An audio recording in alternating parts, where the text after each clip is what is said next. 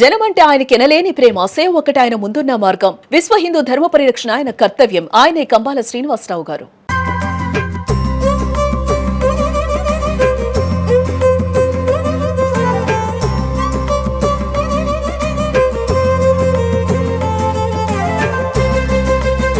పరిశ్రమలోకి వచ్చి ఎంతకాలం అయింది చెప్పండి? 1974లో ఫస్ట్ రమేష్ నాయుడు గారి దగ్గర గిటారిస్ట్గా.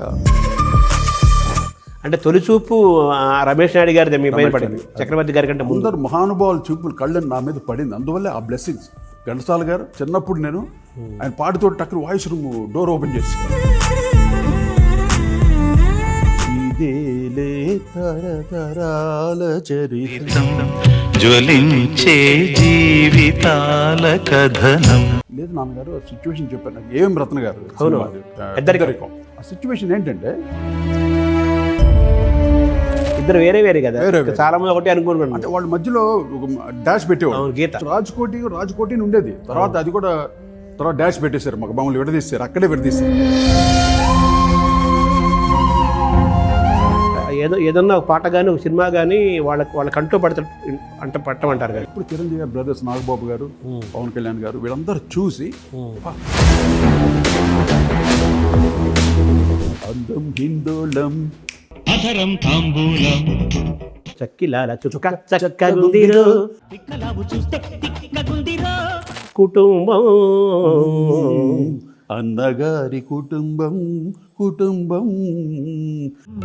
అన్నగారి కుటుంబం కలిసిన హృదయాలలోన పలికెను అనురాగ వీణా కలిసిన హృదయాలలోన. నాకు కదిలే కాలమా కూడా నాన్నగారి స్టైల్లోనే ఉంటుంది పాట. 16 వయసు అది పడి లేచే మనసు. 16 వయసు బాబా సేగల్తో మీరు అది సూపర్ డూపర్ హిట్ ఇప్పటికీ ఎప్పటికీ. అది ఆయన తేవాలని ఆలోచన ఎవరిస్తారు? అది అంటే అప్పుడు కొత్తగా వస్తున్నాడు ఆయన. అవునవును. ఒక్కసారి అరవండి సార్. అది చిక్కు చిక్కులేట్ చాక్లెట్ జామ జాకపాట్ shoot at sight hotel beach టాట్ టాట్ టాట్ రూపు తేరా మస్తానా నీకు డేరా వేస్తానా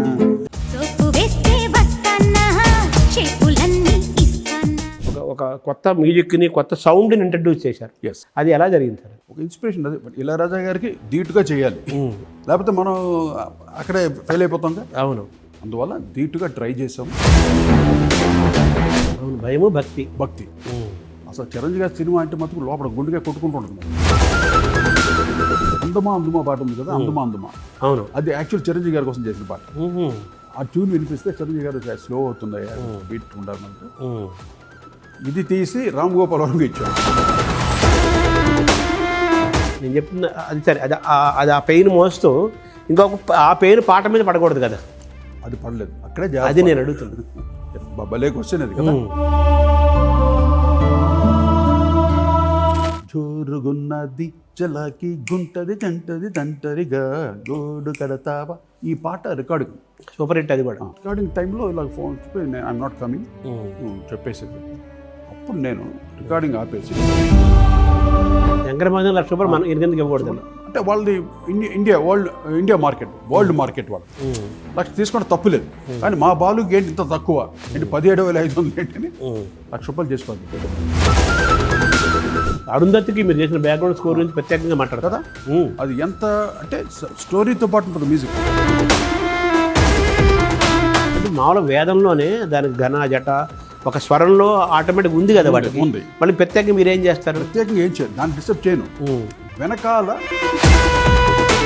అంటే వేదాల్లో మనకి సామవేదం పూర్తిగా సంగీతానికి సంబంధించిన వేదం కదా, దాంతో మొదలు పెట్టచ్చు కదా మీరు. నేను ఒకటి అనుకున్నాను, ఏదో దాని ఒక చెప్తాను. అది నడుస్తుంది, బయటికి రావాలి.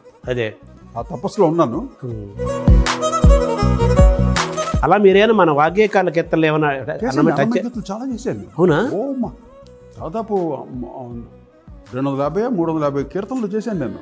ఇట్టి గుణవంతురాలు ఈ అలమేల్ మంగ ఇట్టి గుణవంతురాలు ఈ అలమేల్ మంగ. నాకు ఈ పేరు ఏంటి సార్? కో అంటే కోటి. కో అంటే కోటి.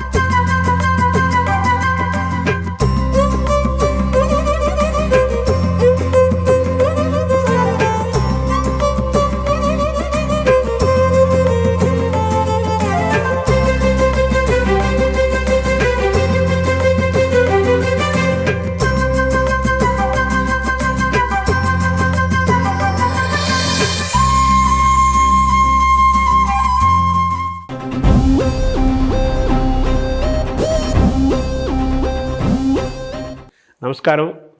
మనతో పాటు కోటి గారు ఉన్నారు. కోటి గారు అంటే కోటేశ్వరరావు గారు అనమాట. సాలూరి కోటేశ్వరరావు గారు. మాలో రాజేశ్వరరావు గారు అనగానే పేరులోనే స్వరాలు నింపుకున్న రసాలూరు రాజేశ్వరరావు అంటారు. వీరు ఈ ఇంటికి కూడా అదే పేరు పెట్టుకున్నారు. రాజేశ్వరరావు గారు అంటే మనకి తెలుగువారికి దైవంతో సమానము. ఆయనకు వాగ్గేయకార స్వరూపంగా ఒక పుంభావ సరస్వతి అంటే పురుషుడి రూపంలో ఉన్న సరస్వతిగా తలుచుకుంటాము. ఆ కుటుంబం నుంచి వచ్చి వారి గౌరవాన్ని, వారి ప్రతిష్టని, వారి వైభవాన్ని కాపాడుతున్నవారు కోటి గారు 100%. వారి సంగీత ప్రయాణం చాలా పెద్దది. దాదాపు 50 ఏళ్ల నుంచి వారు ఈ ప్రయాణంలో ఉన్నారు. వారిని అడిగి వారి సంగీత ప్రయాణంలోని కొన్ని విషయాలని, కొన్ని విశేషాలని రేఖామాత్రంగా తెలుసుకునే ప్రయత్నం చేద్దాం. నమస్కారం. నమస్కారం. మీరు పరిశ్రమలోకి వచ్చి ఎంతకాలం అయింది చెప్పండి? నేను 74లో 1974లో గిటారిస్ట్గా ఫస్ట్ రమేష్ నాయుడు గారి దగ్గర హెచ్ఎంవి రికార్డింగ్ వాయించాను అనమాట 74లో. అక్కడ నుండి అందరి దగ్గర పనిచేస్తూ తర్వాత 84లో నేను రాజ్ 1984లో నేను రాజ్ ఇద్దరు కలిసి సంగీత దర్శకులుగా ఇంట్రడ్యూస్ అయ్యాం అనమాట. అంటే 74 ఏళ్ళంటే మీరు సినిమాల్లో సంగీత ప్రయాణం 50 ఏళ్ళు అయింది. Almost 50 years. ఇది కూడా మీరు వేడుక చేసుకోవాలి, పండుగ చేసుకోవాలి. 50 ఏళ్ళ సంగీత మనకి రోజు పండగే. అంటే ప్రపంచానికి అంటే సాలూరు రాజేశ్వరరావు తనయుడుగా, అటు చక్రవర్తి గారి శిష్యులుగా, రాజ్ కోటిగా ఎంతగానో ఆదరించిన మా ప్రేక్షక దేవుళ్ళకి ఎప్పుడూ నేను మర్చిపోలేను. ఎందుకంటే మేము ఎన్నో రకాల సంగీతాలు చేసాం. కొత్త ఒరవడి, కొత్త రకాలు, ఇన్ని రకాలు. అటు ఫోక్ అని, వెస్టర్న్ అని, మెలడీ అని, క్లాసిక్ అని అన్ని పాటల్ని ఆదరించి మమ్మల్ని ఎంతగానో ఈ స్థాయికి మమ్మల్ని చూస్తూ ఈ స్థాయికి పెంచిన మా ప్రేక్షక దేవుళ్ళందరికీ, సంగీత ప్రియులందరికీ ఈ శతకోటి ధన్యవాదాలు తెలియజేసుకుంటున్నాను.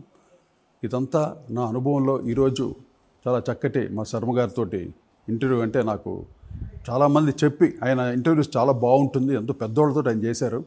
అటువంటి వారితోటి ఈ ఇంటర్వ్యూ జరగటం నాకు చాలా చాలా ఆనందంగా ఉంది శర్మ గారు. అంటే రాజేశ్వరరావు గారిని చేయలేకపోయాము, మిమ్మల్ని చేసి ఆ లోటు కొంచెం తీరుతుందని. తప్పకుండా ఏదో మాకు ఉన్న జ్ఞానం కొద్దీ ఏదో చెప్తాను. ఉన్నదే జ్ఞానం కదా. అంటే 16 ఏళ్ల వయసులోనే మీరు వచ్చేసారు, అంతే కదా? అంతే. అంటే నేను స్కూల్ ఫైనల్ అవ్వగానే ఏమిటంటే నేను కాలేజ్ చదివించాలని, ఇంట్లో నన్ను పెద్ద ఐఏఎస్ ఆఫీసర్ చేయాలని నాన్నగారి కోరిక, మా అన్నయ్యల కోరిక అంతా. నాకు చదువు ఎందుకు అవ్వలేదు. నేను స్కూల్ ఫైనల్ వరకు చదివాను, అది కూడా SSLC ఫెయిల్ అయిపోయాను అనమాట. అయిపోతే సెకండ్ అటెంప్ట్ విత్ ఇన్ 3 monthsలో మళ్ళీ కట్టి పాస్ అయిపోయాను. SSLC సర్టిఫికేట్ ఉంది. ఉన్న తర్వాత ఏంటంటే ఇంట్లో అంటే పెద్ద ఫ్యామిలీ మాది, బ్రదర్స్ సంపాదించడం, ఇల్లు గడవటం, సిస్టర్స్ ఉన్నారు, అందరికి మ్యారేజ్లు చేయాలి, అందరికీ ఒక బాధ్యత. నాన్నగారికి కొంచెం అక్కడి నుంచి తగ్గడం, ఎప్పుడైతే కొంచెం వేరే ఎవరోడు వస్తుండగా మ్యూజిక్లో చేంజెస్, అక్కడ కొంచెం ఆయనకి సినిమాలు తగ్గటం, సంపాదన తగ్గటం, ఇల్లు మెయింటైన్ అవ్వాలి. ఆ సందర్భంగా అప్పుడు నేను చిన్నతనంలో డ్రమ్స్ వాయించేవాడిని అండి. అదొక క్రేజ్, అదొక గిఫ్ట్గా వచ్చింది నాకు, జాజ్ డ్రమ్స్. అది మా ఇంట్లో ప్రాక్టీస్ చేసేవాళ్ళు మా అన్నయ్య వాళ్ళు. వాళ్ళకి ఒక పాప్ మ్యూజిక్ గ్రూప్ ఉండేది, వైబ్రేషన్స్ అని. ఆ గ్రూప్లో సనత్ కుమార్ గారు అని ఆయన డ్రమ్స్ చాలా అద్భుతంగా వాయించేవాడు. అంటే వెస్టర్న్ అంటే వెంచర్స్ అని, బీటిల్స్ అని అప్పట్లో వాళ్ళే, జత్రోతాల్ అని, డీప్ పర్పుల్ అని, ఇవన్నీ గ్రూప్స్ ఉండేది. ఆ టైప్ ఆఫ్ మ్యూజిక్ ఆ రోజుల్లో పాప్ మ్యూజిక్ వాయించేవాడిని నేను. హోటల్ కాలిఫోర్నియా అని ఇవన్నీ సూపర్ హిట్స్ ఆ రోజుల్లో. అవన్నీ వాయిస్తూ ఉండగా ఇక నేను చిన్నప్పుడు వాయిస్తుంటే ఇంట్లో ఏం చేశారంటే వీడు కూడా మ్యూజిషియన్ అయిపోతాడేమో, అంటే ఆల్రెడీ ఇంట్లో అందరూ మ్యూజిషియన్స్, తను బాగా చదివిద్దాం అని నన్ను బాగా చేసి స్కూల్కి పంపించాను. నాకు ఈ ఫ్రెండ్స్ గిట్స్ తిరగటాలతో నాకు చదువు అబ్బల. SSLC ఫినిష్ చేసేసి ఆ తర్వాత నేను మ్యూజిషియన్షిప్ తీసుకున్నాను. ఇప్పుడు బంగళపల్లి బాలమురకృష్ణ గారు 5వ తరగతి కూడా చదివేది ఆయన పాపం. మా అనుభవాలు అంటే చదువు అనేది సరస్వతి. అది నేను యాక్చువల్లీ ఆఫ్టర్ దట్ అంటే ఎప్పుడైతే నేను మ్యూజిషియన్ అయ్యానో కాబట్టి నేను ఎన్నో నేర్చుకోవాలి, ఇంకా థియరీ, వెస్టర్న్ థియరీ, అంటే సింఫనీ లెవెల్లో అన్నీ నేర్చుకొని మనం చదివి ఆ స్థాయికి ఎదగాలని నాకు ఒక కోరిక మనసులో స్టార్ట్ అయ్యింది. ఎప్పుడైతే నేను మ్యూజిషియన్ అయ్యాను అక్కడ నుండి అన్నీ స్టార్ట్ చేశాను. క్లాసికల్ గిటార్ నేర్చుకోవటం, దానికి 8 గ్రేడ్స్ ఉంటుందండి. దానికి ఒక 2 గ్రేడ్స్ వరకు వెళ్ళాను క్లాసికల్ గిటార్.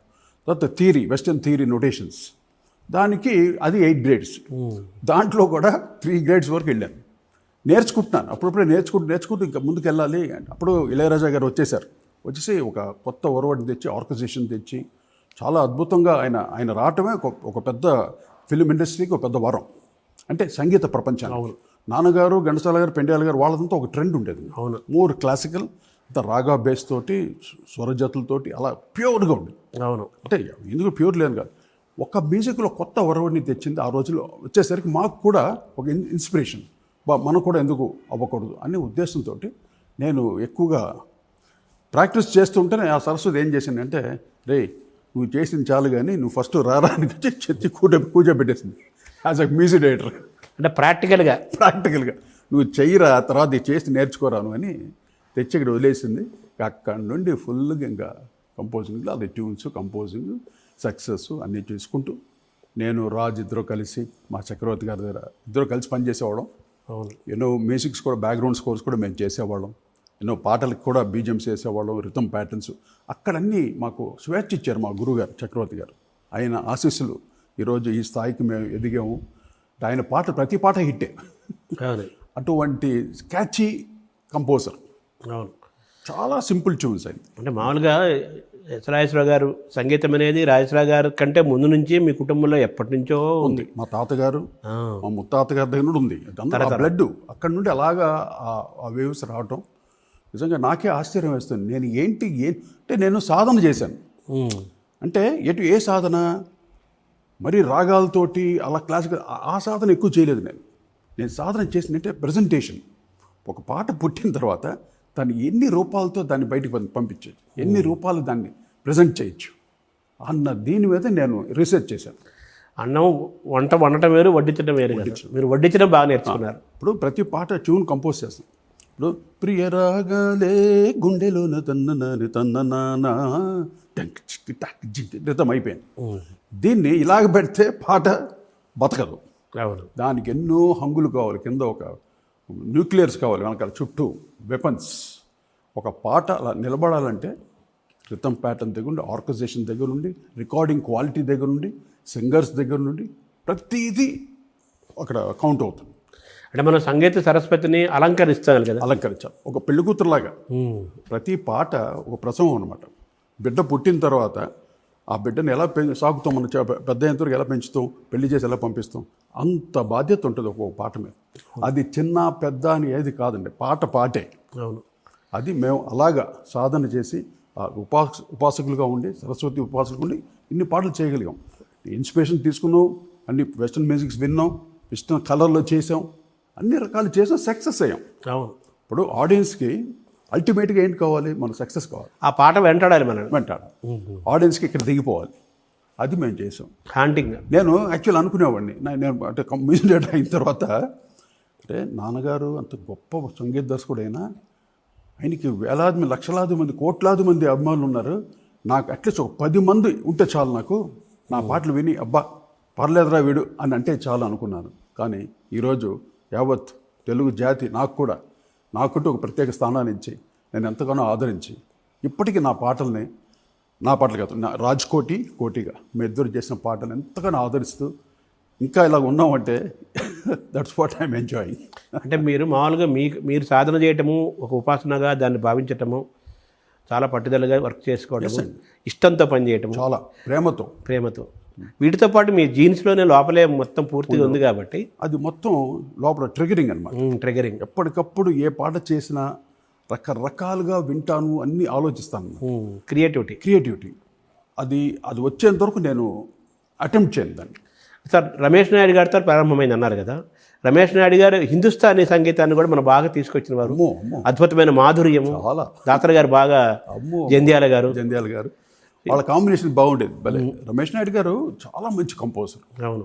అసలు ఆ స్థాయిలో అసలు చాలా డిఫరెంట్గా ఉండేదండి. మామూలు మన పాటలు, మన పాత వాళ్ళు చేసిన పాటల్లో రమేష్ నాయుడు గారి కంపోజిషన్ కూడా డిఫరెంట్గా ఉంటుంది టోటల్గా. అదే చాలా ఆయన ప్రత్యేకం. ప్రత్యేకం. ఆయన మాధుర్యము, ఆయన కంపోజిషన్స్ అసలు చాలా. నేను చిన్నప్పుడు చాలా చిన్నవాడిని, ఆయన ఎలాగంటే చాలా పెద్ద పెద్ద మ్యూజిషియన్స్ ఉండాలి. మ్యూజిషియన్స్ పెద్దవాళ్ళు ఉంటేనే ఆయన రికార్డింగ్. అటువంటి దాంట్లో నేను బుడంకాయలా కూర్చోబెట్టాను లోపల గిటార్ పట్టుకొని. ఎందుకని అలాగా చెప్పేదండి. అంటే నాకు ఆ రోజు ఎవరో రితం గిటార్ దొరకలేదు వాళ్ళకి. దొరకకపోతే నన్ను హైర్ చేశారు. నేను అప్పుడిప్పుడే వస్తున్నాను, అంటే ఇప్పుడే నేర్చుకుని. నాకు గురుపాదం గారు అని ఒక ఆయన ఉండేవారు. ఆయన తర్వాత ప్రొడ్యూసర్ అయ్యాను. ఆయనే ఆర్కెస్ట్రా ఇన్ఛార్జ్ అనమాట. ఆర్కెస్ట్రా అందరికీ, మ్యూజిక్ డైరెక్టర్స్ అందరికీ ఆయనే సప్లై చేస్తాడు. ఆయనకి ఆల్రెడీ మా అన్నలు ఎవరో చెప్పినట్టున్నారు, వాడు కూడా గిటార్ వాయిస్తున్నాడు, వాడిని కూడా చూడండి రా అని. ఆయన ఫస్ట్ టైం రమేష్ నాయుడు గారిని పంపిస్తే నేను కూర్చోన్నాను. ఆయన అలా చెక్ చేసుకుంటూ వచ్చి, వీడెవడో ఈ కుర్రాడు రాజేశ్వర గారు అబ్బాయి అండి, గిటార్ బాగా వాయిస్తున్నాడు అంట. ఆహా, ఇలా చూసి వెళ్ళిపోయాడు. ఆ చూపు చాలు, ఆ బ్లెస్సింగ్స్ పడ్డది. అంటే రాజేశ్వర గారు అబ్బాయి అనగానే సగమైన ఆహా అనేసి, సరే డెఫినెట్గా వీడి సరుకు ఉంటుంది, వీడి సరుకు. ఆయన చూపు పడిందిగా మహానుభావుడు, అదే ఒక బ్లెస్సింగ్. అంటే తొలిచూపు రమేష్ నాయుడు గారి మీ పైన పడింది, చక్రవర్తి గారి కంటే ముందు. అందరు మహానుభావుల చూపులు కళ్ళని నా మీద పడింది, అందువల్లే ఆ బ్లెస్సింగ్స్. ఘంటసాల గారు చిన్నప్పుడు నేను ఆయన పాడుతూ టక్కున వాయిస్ రూమ్ డోర్ ఓపెన్ చేశాను. టేక్ జరుగుతుంది, నాకు తెలియదు, జెమినీ స్టూడియోలో చేస్తున్నా. టక్కున కట్ టేక్ కట్ అన్నారు. మా నాన్నగారు లోపల ఉన్నారు. అంటే ఏంటి ఏమైందంటే, అంతే బాబు వచ్చాడు, పిల్లోడు వచ్చాడు. అప్పుడు ఘంటసాల గారిని చూశాను నేను, ఆయన మైక్ దగ్గర, మహానుభావుని. ఆ తర్వాత మా ఇంటికి వచ్చేవారు ఆయన. అంటే ఆయన అమెరికా టూర్కి వెళ్ళేటప్పుడు అంతా నాన్నగారికి చెప్పేసి, ఆయన సినిమాలు ఏదైనా ఉంటే నాన్నగారిని కంప్లీట్ చేయమనేవారు. అలాగుండేది వాళ్ళ రిలేషన్షిప్. బంధం వెరీ హెల్దీ. చాలా, ఎవరు నువ్వు గొప్ప నా గొప్ప అది ఏమీ లేదు. అందరు ఒక్కొక్కరు అంతా కలిసిమెలిసి ఒక కుటుంబ సభ్యుల్లా ఉండేవాళ్ళు. అంటే ఏంటంటే మీ అదృష్టము, ఇంట్లో ఒంట్లో సంగీతం ఉండటము, గొప్ప గొప్ప వాళ్ళని చిన్న వయసులో చూసే ఒక అదృష్టం కలగటం, కొంతమంది పెద్దవాళ్ళతో వర్క్ చేసే అదృష్టం కూడా రావటము. ఇప్పుడు నేను చక్రవర్తి గారు పనిచేస్తున్నప్పుడు ఇంకా బాంబే మ్యూజిక్ డైరెక్టర్ పనిచేశాను, లక్ష్మీకాంత్ ప్యారలాల్ గారు. 2 సినిమాలకి బ్యాక్గ్రౌండ్ స్కోర్కి నేను అప్పుడు గిటారిస్ట్లో సెకండ్ ప్లేస్లో ఉండేవాడిని. చెన్నైలో second place. First place Reddy అనేసి, రెడ్జి గారు అని, ఆయన వండర్ఫుల్ గిటారిస్ట్ ఆయన. సెకండ్ ప్లేస్ నేను ఉండేసరికి అందరూ కుర్రవాడిని మంచిగా అసలు వాయిస్తుంటే సౌండింగ్ విపరీతంగా ఉండేది. నన్ను అక్కడి నుండి నేను లక్ష్మీకాంత్ ప్యారలాల్ గారు, తర్వాత ఆర్డి బర్మన్ గారి దగ్గర 40 days ఉన్నాను ఆయన దగ్గర. మహాన్ అనే సినిమాకి బ్యాక్గ్రౌండ్ స్కోర్ చేశారు. ఇక్కడ చెన్నైలో ప్రసాద్ 70mm థియేటర్ ఉందండి. అవును. ఆ తర్వాత నేనన్నీ చాలా రికార్డింగ్స్ చేశాను అక్కడ. త్రినేత్రుడు అని చాలా 70mm థియేటర్లో ఆ రికార్డింగ్ క్వాలిటీ డిఫరెంట్గా ఉంటుంది. అవును. అంటే మీరు ఆ రెడ్డి గారిని తర్వాత మీరు మ్యూజిక్ డైరెక్టర్ తర్వాత తీసుకోలేదా మీ దీనిలోకి? ఎవరిని? రెడ్డి గారిని. రెడ్డి గారు ఆయన రెగ్యులరు, కానీ నేను వచ్చాక కొంచెం తర్వాత ఇళయరాజా గారికి కూడా నేను వాయించాను గిటారు. పెండ్యాల గారికి, సుశల దక్షిణామూర్తి గారికి, అందరికీ మహానుభావులతో పని పేర్లు చెప్తేనే ఎంత ఆనందం. అసలు నాకు ఎంత అదృష్టం నాకు అసలు. ఇప్పుడు ఘంటసాల, ఎస్ రాజేశ్వరరావు గారు, పెండ్యాల నాగేశ్వరరావు గారు, ఈ ముగ్గురిని మనం సంగీత త్రయం అనాలి. త్రయం, భాగ్య త్రయం లాగా. ఇంకా వాళ్ళకి మించిన ఇంకా త్రయం ఎవరు లేరు మన తెలుగు జాతికి. వాళ్ళు ముగ్గురే సంగీతానికి ఆద్యులు, వాళ్ళు అంటే అల్టిమేట్. అయితే రాజేశ్వరరావు గారితో మీరు ఎప్పుడు వర్క్ చేయలేదు కదా? నాన్నగారితో నేను తాండ్ర పాపారాయుడు అప్పుడే నేను కొంచెం పుంజుకొని రెడీ అయ్యాను, నేను రాజు. అప్పుడు తాండ్ర పాపారాయుడికి నేను వర్క్ చేసిన అసిస్టెంట్గా. మా రాజు అయితే ముందు నుండి ఉన్నాడు నాన్నగారి దగ్గర అసిస్టెంట్గా. అతను నోటేషన్ నేను రాసేవాడు. మీకంటే కొంచెం పెద్ద కదా? నాకు జస్ట్ 2 years పెద్ద, అంతే.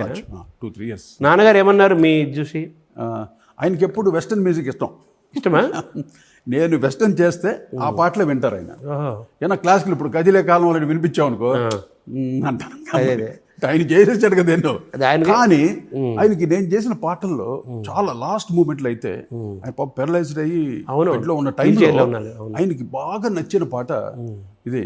ఇదేలే తరతరాల చరితం, జ్వలించే జీవితాల కథనం, పగేమో ప్రాణమయ్యేనా, ఆశలే దూరమయ్యేనా, నిరాశే నింగికెగసేనా, ఆశలే రాలిపోయేనా, ఇదేలే ఇది అద్భుతం. ఈ పాట అంటే కానడ రాగం అది.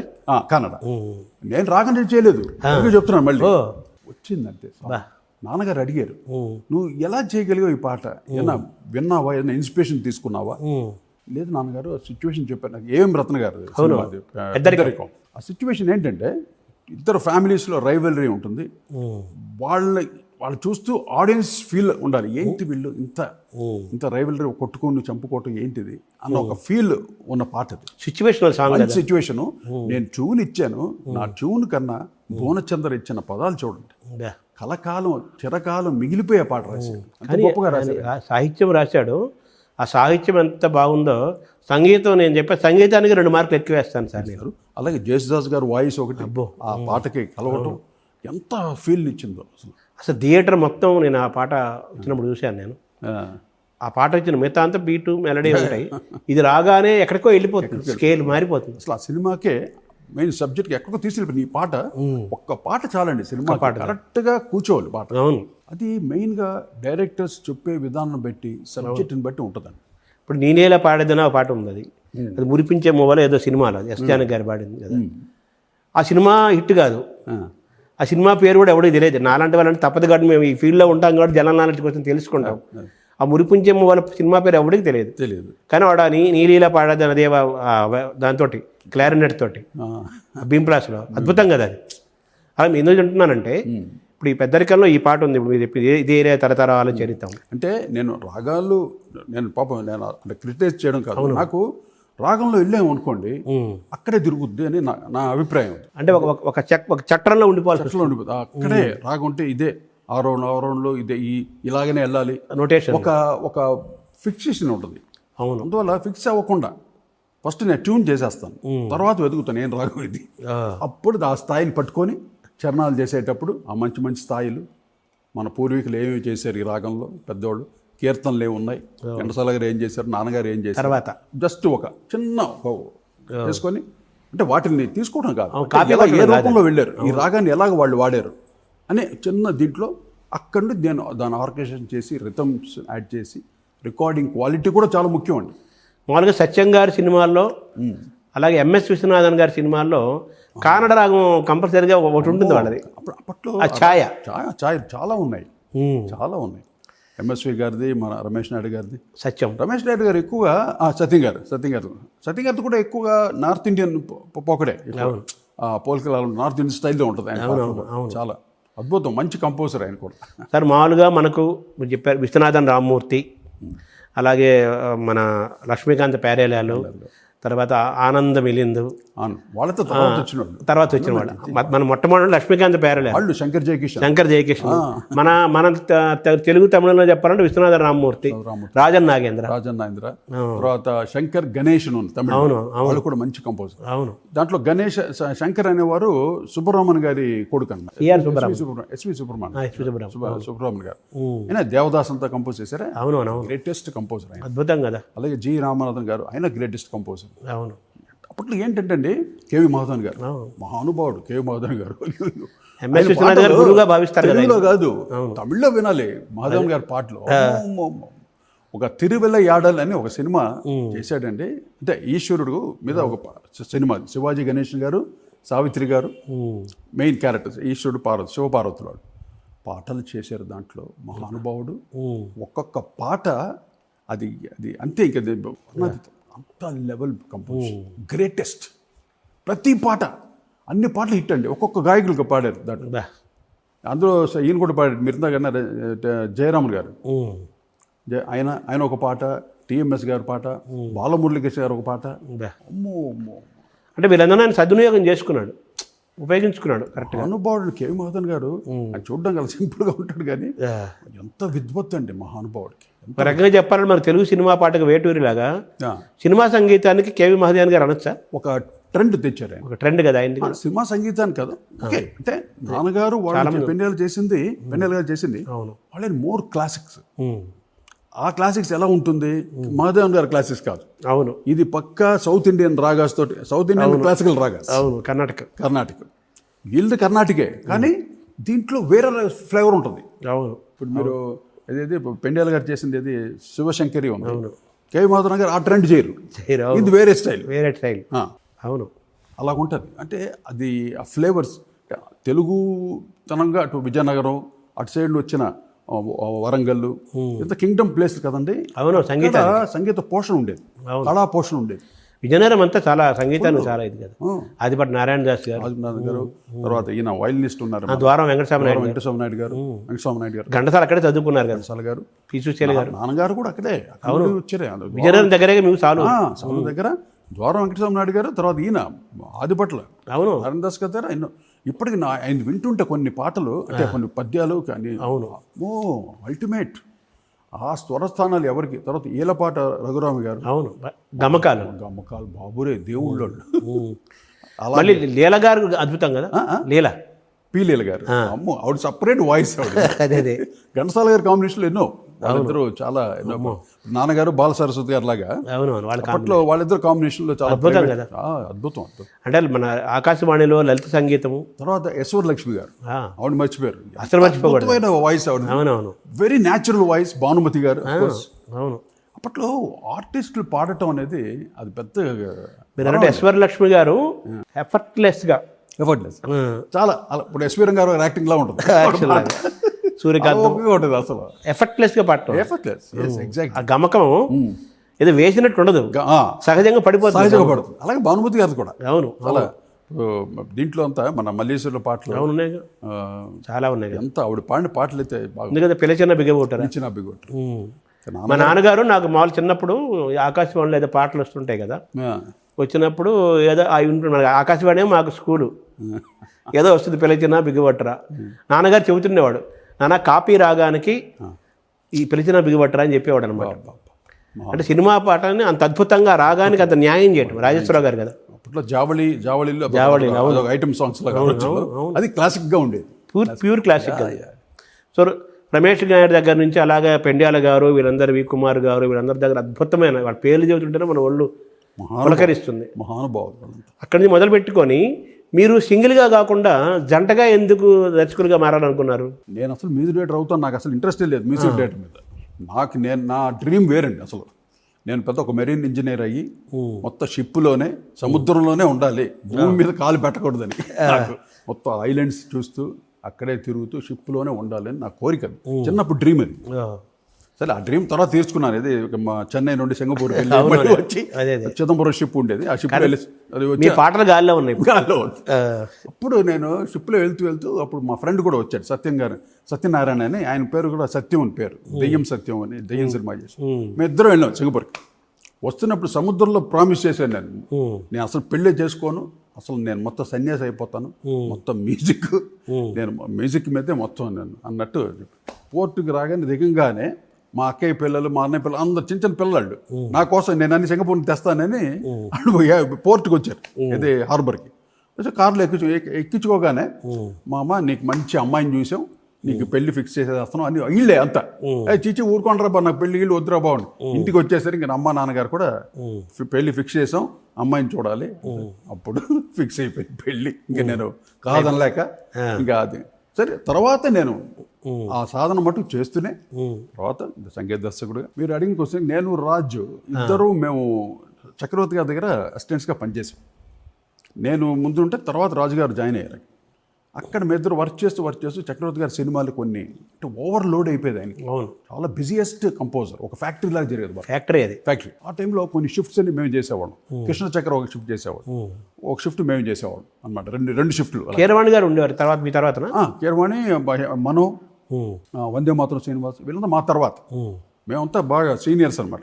అక్కడ రాటు తేలి ఉన్నాం మేము, ముదిరిపోయారు. తర్వాత ఆయన హ్యాండ్ కూడా చాలా మంచిది చక్రవర్తి గారి. తర్వాత కీరవాణి గారు వచ్చారు, మనో గారు వచ్చారు, అందరూ సక్సెస్ అయ్యారు. వందే మాతరం గారు అందరూ అక్కడ నుండి. ఆయన చాలా గాడ్లీ హార్ట్ అంటే చక్రవర్తి గారి ఆయన స్కూల్ నుంచి వచ్చిన వాళ్ళందరూ సక్సెస్ అయ్యారు. All success. అక్కడ నేను రాజు ఇద్దరు కలిసి ఉంటే అప్పుడు స్వామినాథన్ గారే పేరు పెట్టారు మాకు. రాజ్ కోటిని పెట్టుకోండి రా గురుగారు, ఏ పేరు పెట్టండి, మాకు ఏం పెట్టాలో అర్థం కావట్లేదు. వాడు సోమరాజు, నేను కోటీశ్వరరావు, నేను కోటి అంటారు. అప్పుడు రాజ్ కోటిని పెట్టండి రా అని ఆయన మహానుభావుడు ఆ ఏ ముహూర్తంలో అన్నాడు, ఆ విజయవాడ డీలక్స్లో పేరు పెట్టాడు. మా పేరు బలం అంటాం కదా, పేరు బలం ఒకటే పేరు. మళ్ళీ ఆ తర్వాత పేరు మార్చలే మేము. అదే అవును. అదేంటి అందరికి రాజకోటి అంటే ఒకలే అనుకునేవాళ్ళు అందరూ అందరూ. తర్వాత తెలిసింది రాజు వేరు కోటి వేరే. అవును, శంకర్ జయకృష్ణ అంటే ఆ. ఇద్దరు వేరే వేరే కదా, చాలా మంది ఒకటే అనుకుంటున్నారు. అంటే వాళ్ళ మధ్యలో ఒక డాష్ పెట్టేవాడు. అవును, గీత. శంకర్ డాష్, జయకృష్ణ ఉండేది, లక్ష్మీకాంత్ డాష్ ఇలా. అవును. తర్వాత రాజకోటి అని ఉండేది. తర్వాత అది కూడా తర్వాత డాష్ పెట్టేశారు, మమ్మల్ని విడదీశారు, అక్కడే విడదీశారు. అది వాళ్ళే కాలాన్ని చెప్పేశారు ముందే, విడిపోతారు, విడిపోతామని. అంతే 10 ఏళ్ళు ఇద్దరు కలిసి చేసాం. అవును, హ్యాపీగా మంచి సక్సెస్ఫుల్ మ్యూజిక్ ఇచ్చాం. అంటే మీ ఇద్దరు ఇప్పుడు మామూలుగా మీ పాటలను గమనిస్తే అద్భుతమైన మాధుర్యం, మెలడీ ఉంటుంది, తర్వాత ఫోక్ ఉంటుంది, వెస్టర్న్ ఉంటుంది, రిథమ్ ఉంటుంది, అలాగే కామెడీ సాంగ్స్ అయినా సిచ్యువేషనల్ సాంగ్స్ అయినా ఫుల్ మన ఇదైనా దేనికైనా కానీ అడాప్ట్ అయిపోయే సాంగ్స్, అన్ని స్టైల్స్ అంట కదా, అన్నీ ఉంటాయి. అన్ని ట్రై. ఇందులో మీ ఇద్దరి కాంబినేషన్లో ఎవరు ఏ పాత్ర పోషించేవాళ్ళు సార్? అంటే ఆ రాజు గారు ఏంటంటే ఆయన కండక్టింగ్ చేశాడు, ఆర్కెస్ట్రా ఫుల్ నొటేషన్ ఇవ్వటం. ఆయన మొదటి దాంట్లో చాలా దిట్ట అనమాట. కండక్టింగ్ చేయాలంటే కృష్ణ గారి తర్వాత, కృష్ణ చక్రంలో కృష్ణ గారు, అవును, ఆ తర్వాత మా రాజే కండక్టింగ్ బ్రహ్మాండంగా చేస్తాడు. అదర్ కంపోజింగ్ అంతా నేను చూసుకొని, ఆయన కండక్ట్ చేసినప్పుడు లోపల స్టూడియోలో ఇంజనీర్ పక్కన స్వామినాథన్ గారి పక్కన కూర్చొని ఆర్కెస్ట్రా అంతా బ్యాలెన్స్ చేసి నేను రికార్డింగ్ చేయించామని.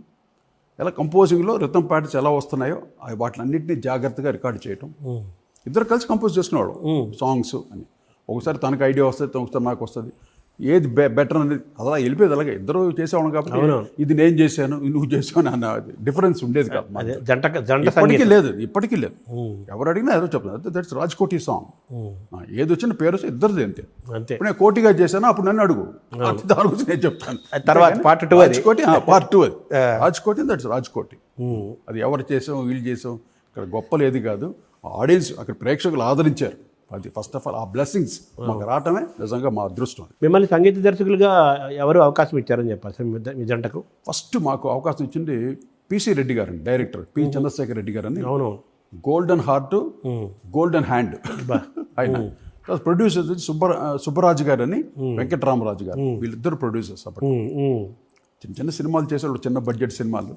దాంట్లో ఫస్ట్ మాకు ప్రళయ గర్జన, మోహన్ బాబు గారు హీరో, దానికి ఆ సినిమా చేసాం.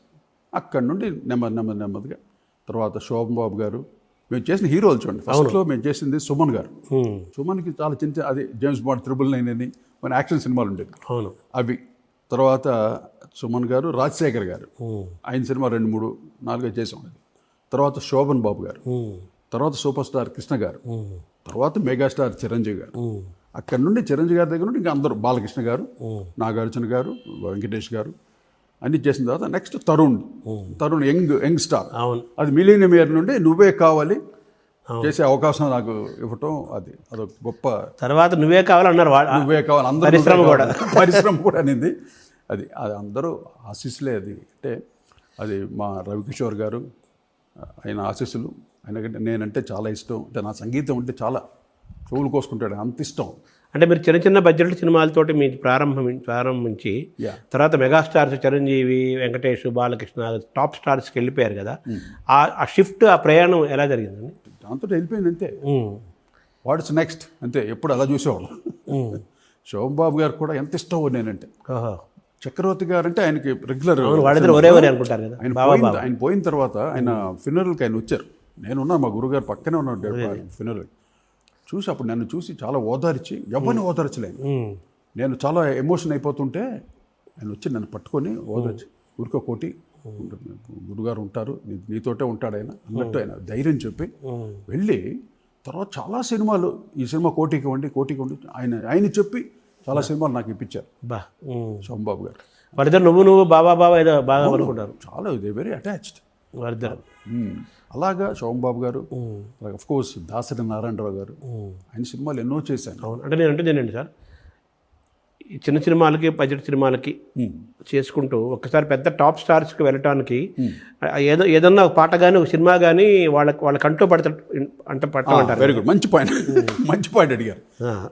మేము పద్మాలయ స్టూడియోస్లో ఎప్పుడు ఎంటర్ అయ్యాము కదా, కృష్ణ గారు బ్యానర్కి. ఫస్ట్ నా పిలిపే ప్రపంచం, ఆ సినిమాకి పిసి రెడ్డి గారు డైరెక్టర్, మమ్మల్ని ఫస్ట్ మ్యూజిక్గా పెట్టించారు. కృష్ణ గారు ఓకే చెప్పిస్తారు, ఆ సినిమా చేసాం, బాగా చేసాం, మంచి పేరు వచ్చింది. తర్వాత అదే బ్యానర్, వాళ్ళ పద్మాలయ బ్యానర్లో మరణ శాసనం అనే ఒక సినిమాని, మలయాళం సినిమా కెప్టెన్ అనే ఒక సినిమా, ఆ సినిమాని రీమేక్ చేశారు. దాంట్లో పాటలు లేవు, ఓన్లీ బ్యాక్గ్రౌండ్ స్కోర్. ఏమండి ఆ టైంలో నేను రెహమాన్ మాదిరి పనిచేసేవాడు ఆయన, దిలీప్ అనేవాడు. అయినా నేను సింగపూర్ నుండి ఒక శాంపులర్ తెప్పించాం, రోలాండ్ S50 అంటారు దాన్ని. శాంపులర్ అంటే దాంట్లో ఈ సింఫనీ ఆర్కెస్ట్రా టోన్స్ అన్ని ఉంటాయి. అవన్నీ దీంట్లో ఫిక్స్ చేసి కీబోర్డ్లో ఒక నోటు ముట్టుకుంటే ఆ టోన్స్ అన్ని వినపడతాయి దీంట్లో, ఒక్క స్వరం ఒక్క నోటు ముట్టుకుంటే. అటువంటిది తెప్పించాం. దాన్ని మొత్తం ఏం చేసామంటే ఆ సినిమా బ్యాక్గ్రౌండ్ స్కోర్కి ఫుల్ పిండి పిప్పి చేసేసాం. ఏంటేం టోన్స్ ఉన్నాయి అన్నీ వేసి కొట్టి బ్రహ్మాండంగా బ్యాక్గ్రౌండ్ స్కోర్ చేసాం. ఇది మరణ శాసనం చేసేసరికి ఇది బయటికి ట్రేడ్లోకి వెళ్ళింది. అప్పుడు చిరంజీవి గారు బ్రదర్స్, నాగబాబు గారు, పవన్ కళ్యాణ్ గారు వీళ్ళందరూ చూసి, అన్నయ్య అదరగొడుతున్నారు వీళ్ళు, రాజ్కోటి వాళ్ళు, చాలా బాగుంది, నెక్స్ట్ ఒక సినిమా వాళ్ళతో ట్రై చేయండి మీరు అంటే, అప్పుడు రవిరాజా పినిశెట్టి గారు మమ్మల్ని పిలిపించి యముడుకు మొగుడుని ఫస్ట్ చేస్తున్నారు. సూపర్ హిట్ కదా, సూపర్ హిట్.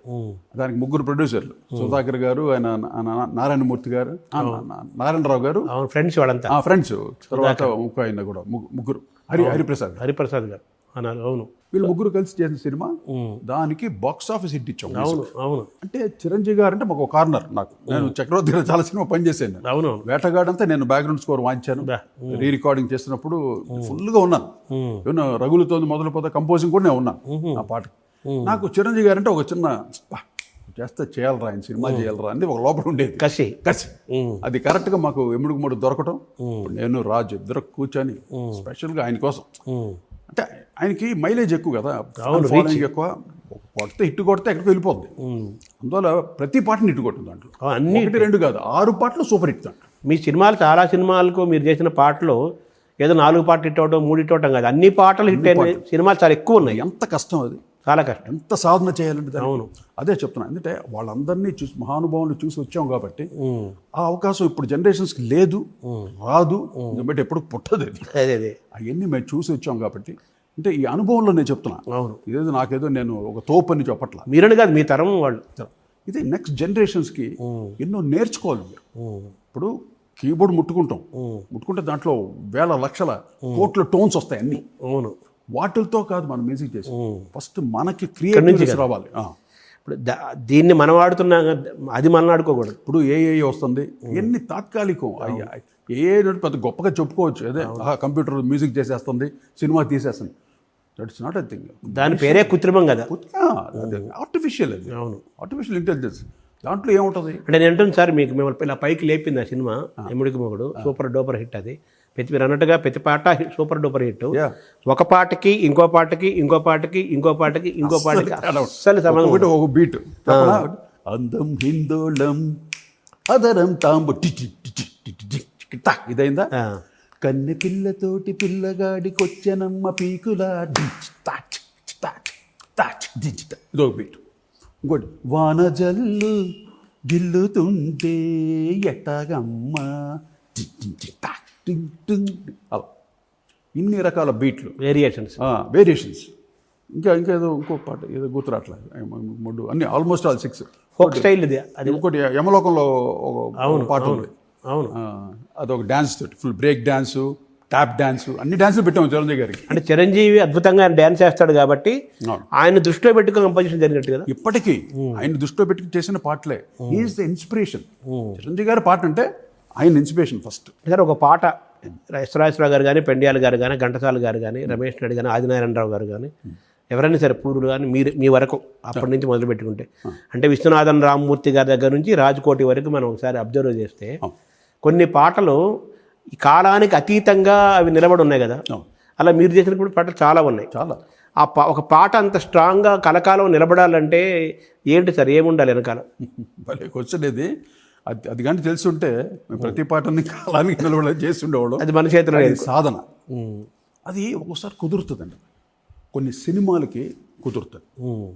అది వేళా విశేషం, స్టార్టింగ్ వేళా విశేషం అలా వచ్చి అలాగే ఎన్ని పాటలు. నాకు మొన్న దాసనారాయణ గారి సినిమా కళ్యాణ ప్రాప్తి రస్తు అని, అవునవును, ఇప్పటికీ ఆ పాట నాకు ఇప్పుడు హాంట్ చేస్తుంటుంది. చాలా మోడర్న్ స్టైల్లో చేసాం ఆ రోజుల్లో. 30 years అవుతుంది, 30 సంవత్సరాలు అవుతుంది ఈ పాట. Just listen this song, jazz స్టైల్లో ఉంటుంది. 1995 సెప్టెంబర్ 9th నిన్నెక్కడు చూసా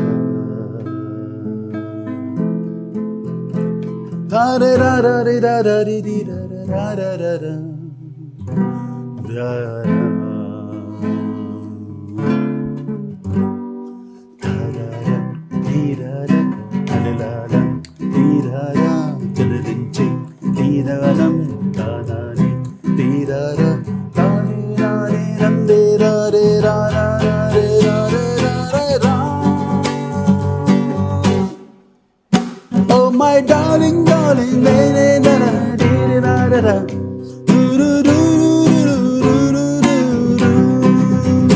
1995 సెప్టెంబర్ 9th నిన్నెక్కడు చూసా. ఈ స్టైల్ చూడండి, అంటే 30 years బ్యాక్ చేశాను. ఇప్పుడు మీరు అప్పుడు 99లో చేశారు, 99 2199లో కూడా ఈ పాట వేయచ్చు. అంటే అంత అది అడ్వాన్స్ కంపోజిషన్ చేసాం నేను రాజ్. బట్ ఇది కోటిగా నేను చేసింది, ఇది కళ్యాణ ప్రాప్తి రస్తాను. అవునవును, ఎవరు చేసినా మీదే కదా పాట. నా రాజు ఎప్పుడు నా పక్కనే ఉంటాడు. అవును, ఇలా ఉంటాడు మా పక్కనే. వేరు కాదు కదా. మేము వేరు కాదు, ఎప్పుడు వేరు కాదు. అంటే ఆ వెస్ట్రన్ ఇన్ఫ్లుయెన్స్, ఆర్డి బర్మను, ఎస్డి బర్మను. ఎందుకంటే అండి వెస్టర్న్ ఇన్ఫ్లుయెన్స్ లేకపోతే మనం సర్వే అవ్వడం కష్టం. ఎంతసేపు పాత ధోరణి అయిపోయింది అది. ఆ మహానుభావులు చేసి వదిలేసారు అంతా. కాలం బట్టి సంగీతం మారుతూ ఉంటుంది. కానీ మేము ఎంత మారినా మన రాగాలు మానలేదు, మన మెలడీ మానలేదు. ఈరోజు ప్రతి పాటలో మెలడీ ఉంటుంది. అవును, మీరు చేసిన పాటల్లో మాధుర్యం తప్పనిసరిగా ఉంటుంది. అది రితమైనప్పుడు చక్కిలాల చుక్క చక్కగుందిరో తత్తతార తత్త తత్తతారిరో తన్న నాని నన్న తన్న నాని నన్న తనన్న నాని నన్న నాని నన్న నాన్న గిద్దింత గిద్దింత గిద్ద అని ఉంటుంది. డప్పు రితంలో ఫోక్ స్టైల్ ఇది, పక్క జానపదం ఉంటుంది. అలాగే కుటుంబం, అన్నగారి కుటుంబం యాక్చువల్లీ అది ఎందుకు అలా చేశాను? ఆ మెలడీ అంత ప్యూర్ మెలడీ ఎందుకు చేయాల్సి వచ్చింది? ఎందుకు? పెద్ద అయిన కుటుంబం. అవును, మామూలు కుటుంబాలు కాదు కదా, ఆ స్థాయిలో ఉండాలి. ఆ స్థాయిలోనే చెయ్యాలి ఆ పాటని. అవును, చాలా భయం వేసింది ఆ పాట చేసేటప్పుడు నాకు. యాక్చువల్ నారాయణ రెడ్డి గారు రాశారు ఆ పాట. ఆయన అయితే ఒక కంపోజర్ రూమ్లో కూర్చున్నాం. ఆయన ఎంటర్ అవుతూ నారాయణ రెడ్డి గారు వచ్చినాయి ఆ పాట వచ్చినాయి. ఆయన ఎలా పాడుతున్నారంటే కుటుంబం, అన్నగారి కుటుంబం ఇలా పాడుతూ వస్తున్నాడు ఆయన నారాయణ రెడ్డి గారు. ఇది పెట్టేసేయండి, ఈ ట్యూను అయిపోయింది పాట అంటే ఆయన మా రామకృష్ణ బాబు ఉన్నాడు, మన బాలకృష్ణ బ్రదర్. అవునవును, శరత్ గారు డైరెక్టర్. అవును, అన్నయ్య మనకు అది వద్దు, మనం చేసుకుందాం అని చెప్పి ట్రెడిషనల్ గా ఉండాలండి. లేదు గురుగారు నేను వేరే చేస్తాను ట్రెడిషన్స్. సరే నేను ఇష్టం అని ఆయన వెళ్ళిపోయారు. తర్వాత ఆయన లిరిక్స్ ఓకే చేస్తాం, తర్వాత నేను ట్యూన్ చేశాను. అంటే ఒక పెద్ద రకంగా ఉండాలి, ఒక హుందాతనం ఉండాలి పాట, మరి పురాతనంగా ఉండకూడదు. ఒక యాంతం లాగా ఉండాలి. యాంతంలా ఇటువంటి కుటుంబం ఉంది నందమూరి కుటుంబం. అందువల్ల కుటుంబం, అన్నగారి కుటుంబం ఒక వేదం చెప్పినట్టు ఉంటుంది. కుటుంబం గురించి ఒక ఎంతో అద్భుతంగా ఆయన రాయటం కూడా గొప్పగా రాశారు. ఆ స్వరాలు అలా కుదిరింది అంతే. అన్నగారి ప్లేస్ లో నందమూరి కుటుంబం రాసేయచ్చు ఇప్పటికే కదా, అంత అలా రాసేవచ్చు, అంత స్టాండర్డ్. అది మోహన్ కళ్యాణ్ ఏదో అనిపిస్తుంది నాకు. అతను ఆల్మోస్ట్ మోహన, ఎక్కువ మోహన్ ఉంటుంది. అక్కడక్కడ కొన్ని ఛాయలు కళ్యాణి కనిపిస్తుంది, కళ్యాణి మిక్స్ అవుద్ది. తాననానే తానాని తారరారే రారర కుటుంబం అనుపాలం అంతా కొంచెం కళ్యాణి అన్ని రాగని చెప్పారు. అక్కడ కళ్యాణి అనిపిస్తుంది. అదే కళ్యాణి మోహన్ రెండు మిక్స్డ్గా. మోహన్ అద్భుతం. అది ఎందుకు చెప్తున్నానంటే రాజేశ్వరరావు గారిది కలిసిన హృదయాలలోన పలికెను అనురాగ వీణ, కలిసిన హృదయాలలోన తననరా మహానుభావులు అని ఉంటుంది కదా. నాకు మీ పాట వినగానే, ఈ కుటుంబం అని వినగానే అది గుర్తుకొచ్చింది. నాకు కదిలే కాలమా కూడా నాన్నగారి స్టైల్లోనే ఉంటుంది పాట. ఇది కూడా నాన్నగారి స్టైలే. అదే పెద్దోళ్ళు చేసిన వాళ్ళు ఒక ఫార్మాట్ క్రియేట్ చేసి పెట్టేశారు అది. అవును, దాన్ని అది ఎన్ని వెరైటీలు చేయొచ్చండి. ఇదే కుటుంబం పాటనే ఎన్ని వెరైటీలు చేయొచ్చు. కానీ ఒక హుందాతనం ఉండాలి, ఒక రాగం ఉండాలి ఆ పాటకి. పెద్ద కుటుంబం బాలకృష్ణ గారు చేస్తున్నారంటే అది ఎటువంటి సబ్జెక్ట్, అది పెద్దన్నయ్య సన్నివేశం కూడా కదా, సన్నివేశం పెద్దన్నయ్య మంచి సబ్జెక్ట్ అది. అవును, అంటే డ్యూయల్ రోల్ బాలకృష్ణ గారు. ఇలా చేసి మీరు వెంటనే 16 వయస్సు అది పడి లేచే మనసు పట్టుకో పట్టుకో పగ్గమేసి పట్టుకో ఇట్టుకో జట్టుకో కళ్ళమేసి కట్టుకో 16 రాక్ గిటార్ రాక్ స్టైల్ అన్నమాట కంప్లీట్గా. అది డిస్కో అన్ని మిక్స్డ్ అది. అంటే ఆ పాటకి ఎప్పటికీ 16 ఏళ్ళే. మళ్ళీ చెప్పారు షోలో పాడుతుంటే ఆ పాటకి ఏం రెస్పాన్స్ అండి బాబాయ్. ఇప్పటికీ మా పబ్బుస్లో పాడుతుంటారు, ఎక్కడ ఆ బీట్ రాగానే 16 వయసు అనగానే ఓ ఎంజాయ్. సార్ మీరు ఇంతమంది గాయకులకి ఎంతమంది లిరిసిస్టులు, వేటూరి గారు, సిరివెల్ల సీతారామ శాస్త్రి గారు, భువన్ చంద్ర గారు చాలామంది రాశారు.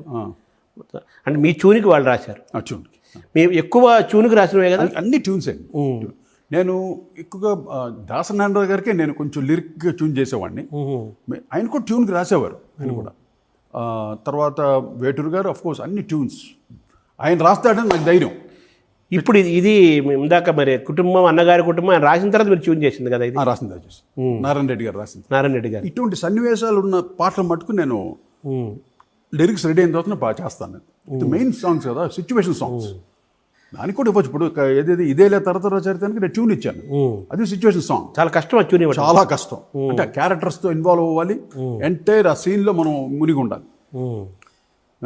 అలాగా ఇన్వాల్వ్ అయ్యి చేసిన పాటలు. అదే చెప్తున్నాను కదా, మ్యూజిక్ అనేది అది ఎక్కడ పుడుతుంది, ఏ టైంలో పుడుతుంది, నెవర్ వీ కాంట్ జడ్జ్. పుడితే అలా పుడుతుంది, గన్లా పుడుతుంది అంతే. సార్ మీ ప్రయాణంలో ఎస్పి బాలు గారు, సుశీల గారు, జానకి గారు, చిత్ర గారు, నాగూర్బాబు గారు చాలామందితో మీరు పాడించారు కదా. మీ పాటకు, మీ సంగీతానికి బాగా న్యాయం చేసిన వాళ్ళు ఎవరని చెప్పచ్చు సార్? ఇంకా కొత్త మర్చిపోయారు ఎస్పి శైలజ గారు. అవును, శైలజ. తర్వాత మన సుజాత గారు. అవును, సుజాత గారు. అవును, రాధిక గారు. అవును, అండ్ స్వర్ణలత గారు. అవును, ఇంతమంది పాడారు. నాకు చాలామంది పాడారు, ఫీమేల్స్ ఆల్మోస్ట్ అందరూ పాడారు. ఆయన ఏంటి మన బాబా సైకిల్తో, బాబా సైకిల్, కైలాష్ గారు. అవును, జేజమ్మ. అవును, లేకపోతే కుమార్ షాను. అవును, తర్వాత ఉదిత్ నారాయణ్. అవును, శ్రేయా ఘోషాల్, అందరూ పాడారు నాకు. అంటే మీ పాటకు బాగా న్యాయం చేసిన వాళ్ళు అంటే మనం ఎవరు చెప్పాలి సార్? అంటే పాటలోనే ఉంటుందండి, మీకు తృప్తి ఉంటుంది కదా, ఫీల్. తృప్తి కరెక్టే. పాట కంపోజింగ్లోనే ఫుల్గా ఆ ఎసెన్స్ కంప్లీట్గా ఉంటుంది. అందరూ చెప్తున్నాను, అంటే నేను గొప్పగా చెప్పుకోను, ఎవరు పాడినా ఆ పాట వెళ్ళిపోతుంది. ఇప్పుడు కుమార్ షాను ఆయన పాడిన పాటలని హిట్ నాకు. అవును, ఉదిత్ నారాయణ గారు పాడారు, ఆయన పాడిన హిట్. తర్వాత కేకే గారు పాడారు 2-3 పాటలు, ఆయనది super hit. Of course Balu గారు పాడారు, మనో గారు పాడారు. అందరూ దిస్ ఇస్ మ్యూజిక్. ఇది ఒక టీం అండి, అందరూ కలిసి ఒక పాటని పాడాలంటే బాలు గారు పాడాలి. బాలు గారు పాడితే నాకు చాలా ఇష్టం. అంటే నేను అంటుంది ఏంటంటే, వాళ్ళకు ఒక మనోధర్మం లాగానే గాత్రధర్మం అని ఒకటి ఉంటుంది కదా. అవును, గాత్రధర్మం ఉంటుంది కదా. గాత్రధర్మం ఉంటుంది కదా సంగీతం. ఆ రోజుల్లో వాయిస్ బాలు గారు ఎక్కువ విజృంభణ, ఇంకా వేరే వాయిస్ వినలేము, అంతే. ఎవరు ఉండేవారు కాదు ఆయన పాట. ఛాయలకి ఎవరు వచ్చేవాళ్ళు కాదు. అవును, వీర విజృంభణ. అమ్మో, అది ఆయన అంత ఎక్స్పీరియన్స్డ్. అంటే ఏదో ఒక పాటకి, మీ పాటకి బాలుగారు పాడింది, మీరు వెస్ట్రన్ స్టైల్లో ఒక రాక్ జాజ్ ది టైప్లో చేసిన దానికి అంత తృప్తిగా మీకు అనిపించలేదు విన్నాను నేను. నేను పాడి వినిపించాను. ఇప్పుడు టాక్ బ్యాక్ ఉంటుంది, మైక్ లోపల ఉన్నాడు, నేను పాడి వినిపించాను. కట్స్ కావాలి కొంచెం, మైకిల్ జాక్సన్ స్టైల్లో. గురుగారు ఫస్ట్ కొంచెం ఆయన ఫస్ట్ పాడాడు, హే పాప పాప ఇలా ఆయన స్టైల్లో పాడు. నేను అన్నాను కొంచెం కట్స్ కావాలని గురువు అంటే, ఏది నువ్వు పాడు వినిపించాను. నేను ధైర్యంగా మైక్ నొక్కి ఇది టాక్ బ్యాక్ పాడు. ఇలా నేను పాడలేనయ్యా, నేను ఓపెన్ చెప్పాడు, ఇలా నేను పాడలేను. ఓకే గురుజీ, మీ స్టైల్ మీరు పాడండి, మీ స్టైల్ పాడండి. ఆఫ్ కోర్స్ ఆ పాటను అంత బ్రహ్మాండంగా పాడాడు. అవును, ఆయన స్టైల్. అంటే మ్యూజిక్ డైరెక్టర్ ఒక స్టైల్ ఉంటుంది. కొన్ని పాట ఇప్పుడు ఏఆర్ రెహమాన్కి అదే అడ్వాంటేజ్ అతను. అవును, ఈవెన్ ఇళయరాజా గారికి అడ్వాంటేజ్ ఏంటంటే, వాళ్ళు చేసిన దాన్ని 100% వేరే వాయిసెస్తో పాడించి న్యూ ఫ్లేవర్ తెచ్చారు. వాయిసెస్ ఫ్లేవర్ మనకి ఆ రోజులు ఉండేది కాదు. బాలు గారు సుశీలమ్మ గారు, జానకమ్మ గారు, చిత్ర గారు. అంటే డైరెక్టరు, ప్రొడ్యూసరు, జనం కూడా బాలుగారిని కోరుకునేవాళ్ళు. వాళ్ళేం కోరుకోవడం లేదు, కోరుకోలేదు అంటారా? వాళ్ళే ఈ పాట బాలుతోటి పాడించు, సుశీలమ్మతో పాటు ఎవ్వరు అడగలేదు ఆడియన్స్. మనం పాడిస్తాం పాటను బట్టి. అవును, హిట్ పాటను బట్టి పాడిస్తాం. ఇప్పుడు మనో గారు పాడిన అన్ని ఆయన కూడా పాడిన సూపర్ హిట్ కదా. అవును, హిట్ అయింది. ఎవరో క్వశ్చన్ చేశారు ఆడియన్స్, ఎందుకు బాలుతో పాడించుకుంటా మనోతో పాడించుకుని ఎవరిని అడిగాడు? ఎవడు అడగదు. అదే పాట హిట్ అయిపోతే అన్ని కొట్టుకుపోతాయి. అలాగా అంటే ఇప్పుడు ఏ పాప ఆ పాట మీరు మరి మీరే పాడచ్చు కదా. మనం పాడచ్చు, కానీ పాడచ్చు నేను పాడితే డెఫినెట్గా ఆడియన్స్ వింటారని చేస్తారు. ఆ రోజులు అలా ఉండేది కాదు. అదే నేను ఎందుకంటే మనకెందుకు, మన పని ఏదో మనం చేసుకుంటాం. నేను పాడాలంటే అన్ని పాటలు నేను పాడి ఉండేవాడు. అవును, నాకు సత్తా ఉంది, మంచి వాయిస్ ఉంది, పాడగలను. అంటే నేను ఎందుకంటున్నానంటే ఏమండి కొన్ని పాటలకి వాయిస్ నమ్ముకొని చాలా మంది ఉన్నారు. అవును, వాళ్ళు పాటలు పాడుకోవడానికి కొంతమంది ఉన్నారు. అవును, మీరు మ్యూజిక్ చేయాలి, వాళ్ళు పాడాలి. అంతేగా, బాలుగారే కాదు, చాలా మంది సింగర్స్ అందరూ. సరే, మన ఏఆర్ రెహమాన్ టాపిక్ వస్తే, సరే ఏఆర్ రెహమాన్, హ్యారీ జయరాజు, మణి శర్మ వీళ్ళంతా మీ శిష్యులే. ఆయన ఎక్కువ హరిహరన్ ఎక్కువ ఆయన పాడించారు కదా. హరిహరన్ అంటే గజల్ వాయిస్, అది ఫ్రెష్నెస్ వాయిస్లో. అంటే బాలుగారు విని విని ఉన్నాం, ఏదో వెరైటీ రావాలి. ఇప్పుడు తమిళనాడు కూడా బాలుగారు విజృంభణ, అక్కడ కూడా ఎంఎస్ నారాయణ గారికి, ఇంకా శంకర్ గణేష్కి అంతా బాలుగారే పాడేవారు.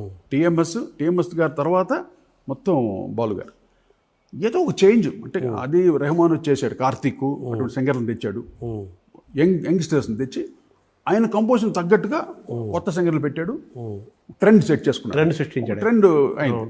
అక్కడ నుండి బాలుగారు తగ్గటం, అంటే మామూలు న్యూ జనరేషన్ రావటం అయింది. అవును, ఏజ్ ఫ్యాక్టర్ కూడా ఉంటుంది. అంతే, ఎంత ఉన్నా బాలుగారు పలికే స్పష్టత ఇంతవరకు ఎవరికి రాలేదు. అక్షరం ఆ ఘంటసాల గారి తర్వాత బాలుగారికి ఒక్కరికే వచ్చింది.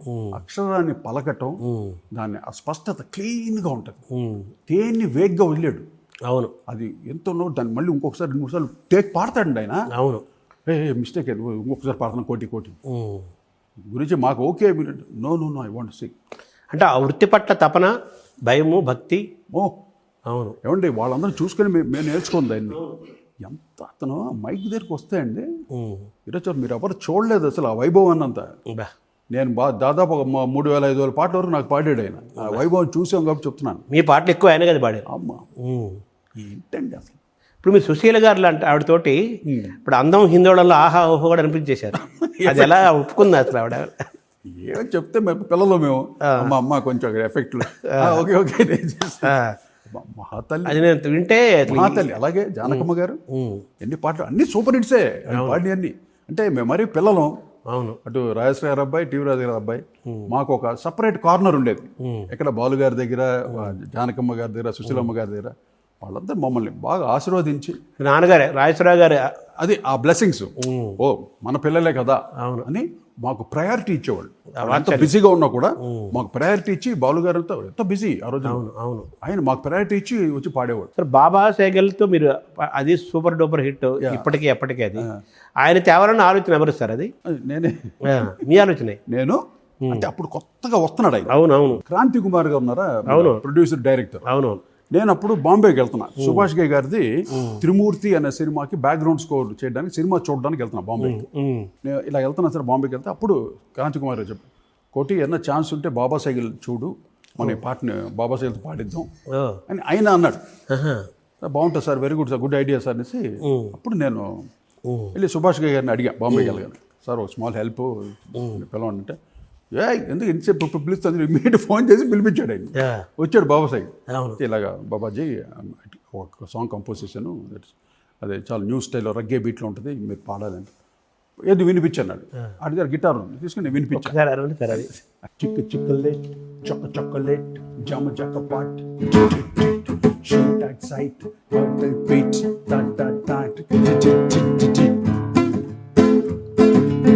రూపు తేరా మస్తానా, నీకు డేరా వేస్తానా, తట్టడా తేరతానా, పిల్లలా లేదతానా, కాటేసుకుందామే గిల్లి కజ్జ, ఆటేసుకోరదా ముద్దు ముంజ, దగ్గరైతే తండనాని తండనన్న తండనాని నన్న ఓ ఓ ఓ ఓ, రూపు తేరా మస్తానా, నీకు డేరా వేస్తానా. ఎప్పటికీ అదే ఎప్పటికీ ఎక్కడ పాడినా యూత్ పడి పడి డాన్స్లే దీనికి అదే ఊగిపోతారు. ఊగుడు అంటే చూడు అన్ని రకాల మ్యూజిక్. ఇదంతే 16 ఏళ్ల వయసుకి కూడా అన్నా కదా, ఎప్పటికీ 16 ఏళ్ళు దాని. ఎందుకంతా ఆఫ్ కోర్స్ చిరంజీవి గారు ఇట్స్ ఇన్స్పిరేషన్. ఆయన ఇన్స్పిరేషన్ ఏంటి, ఏ చేసినా ఆయన చేస్తాడు. అవును, ఆయన అసలు కసి డాన్స్ చేయాలంటే కక్షగా చేస్తాడు. దాని లారెన్స్ అనుకుంటాను కంపోజ్ చేసింది, మీ డాన్స్ కంపోజింగ్ కదా. రూపుతర లారెన్స్, అలాగే హబీబీ కూడా లారెన్సే చేశారు. అవునవును, అబ్బిబి మీరు అసలు దాని గురించి మాట్లాడారు సార్. అబ్బిబి రూపుతర మస్తన లారెన్స్ కాదు, లారెన్స్ కదా, హబీబీ చేశాడు లారెన్స్. ఫస్ట్ సాంగ్ అతనికి చిరంజీవి గారికి, నైజీరియన్ సాంగ్. అది అది చాలా స్లోగా ఉంటుంది పాట. నాకెందుకో అది వినగానే చాలా బాగుంది అనిపించి, హాంటింగ్ ఉంది అది. ఇది ఈ బిట్ట హబీబీ అన్న వర్డ్ క్యాచీగా ఉంది. మనం హబీబీని పెట్టాం, అది హబీబీ, హబీబీ. అది ఏదో సమ్ డయాబ్ అని ఆయన పేరు, మంచి కంపోజర్, సింగర్. ఆయన చాలా అందగాడు, భలే సింగర్, చాలా ఫేమస్. అమీర్ డయాబ్ ఆయన పేరు. ఆయన నైజీరియన్ సింగర్. ఎక్కడ పట్టి నైజీరియా నుండి పట్టాము ఆ పాటని మన ఆంధ్రాకి పట్టుకొచ్చారు పాప నాగూర్ బాబు.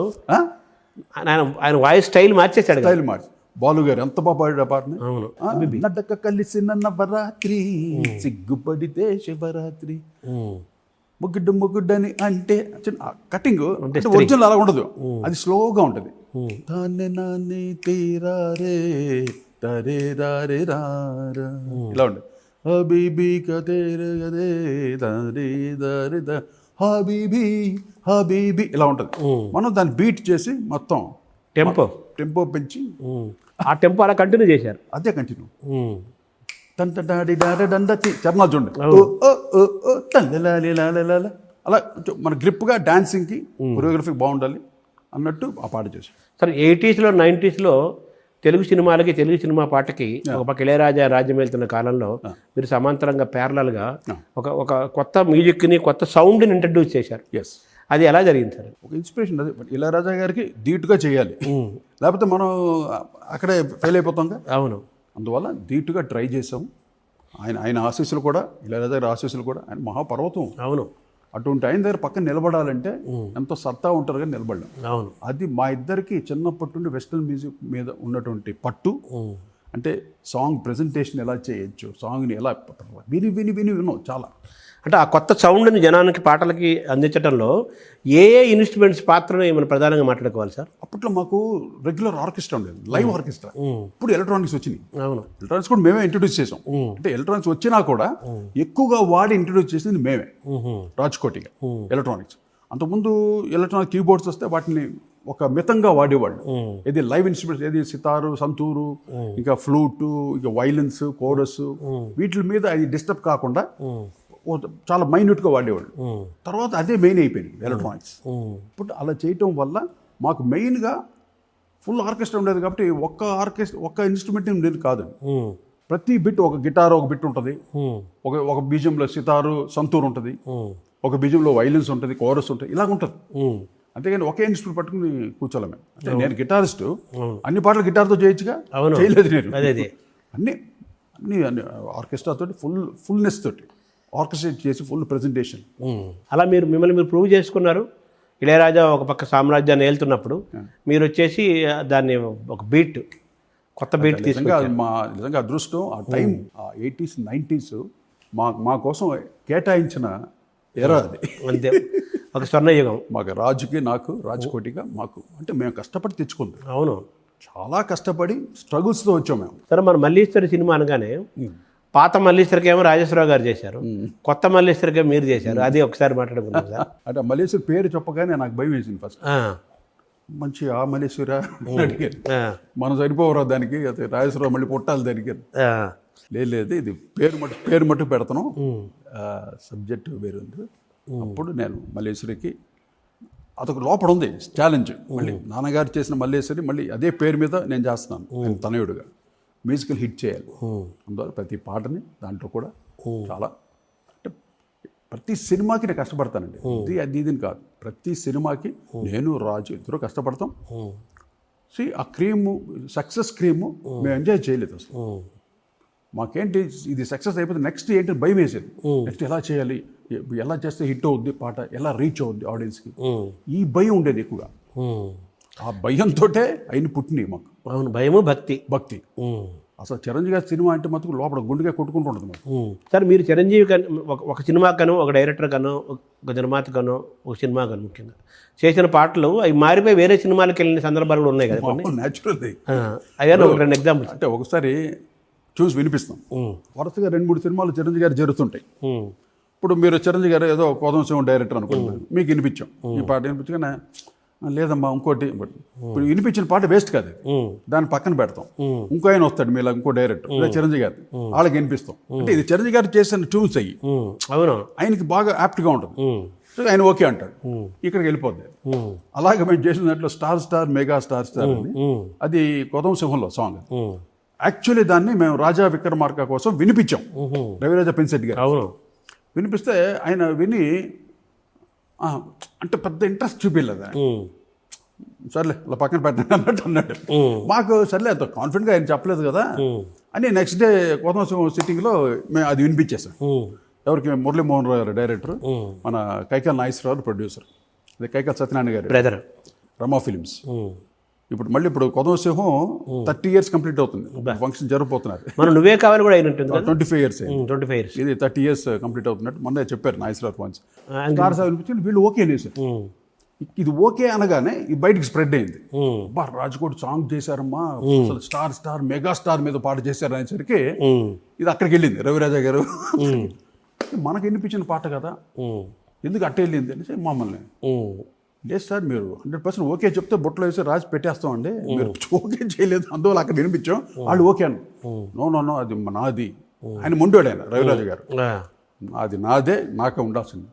అక్కడ కాన్ఫ్లిక్ట్, మేము స్ట్రగుల్ అయ్యాం. మళ్ళీ అది చిరంజీవి గారి వరకు వెళ్ళి చివరికి ఆయనే కూర్చొని, లేదు ఇది కౌబాయ్ సినిమాకి బాగుంటుంది అని ఆయన చెప్పి రవిరాజు గారిని కన్విన్స్ చేసి తర్వాత దానికి వేరే పాట చేసాం. అలాగే ప్రియురాలే అది ఉంది కదా, ప్రియరాగాలే ఒకటి, ప్రియరాగాలే, గోవిందాలో పాట ఒకటి, అవి కూడా అలా వెళ్ళినాయా? ఆల్మోస్ట్ ప్రియరాగాలే ట్యూన్ నేను చేసింది గోవింద రామ్ గోపాల్ వర్మ. మెలడీ ఆయన అంత మెలడీ ఆయనకి నచ్చదు. అప్పుడు ఆ ప్లేస్లో నేను అందమో ఏదో చేశాను. ఇది అక్కడ చేసిన ట్యూన్ని మన దీంట్లో ప్రియరాగాల్లో ఈ సాంగ్ కదా మన హలో బ్రదర్, అవును, ఏది గోవిందాకి చేసిన పాటని హలో బ్రదర్లో రెండు నాగార్జున. అలాగే రెండు కూర్చున్నాయి అక్కడ. బట్ అందమా పాట ఉంది కదా, అందమా అవును, అది యాక్చువల్ చిరంజీవి గారి కోసం చేసిన పాట. ఆ ట్యూన్ వినిపిస్తే చిరంజీవి గారు స్లో అవుతున్నాయి, బీట్ ఉండాలంటే ఇది తీసి రామ్ గోపాల్ వర్మకి ఇచ్చాం. ఎంత ఘాటు ప్రేమయో అని దానికి ఆల్టర్నేటివ్,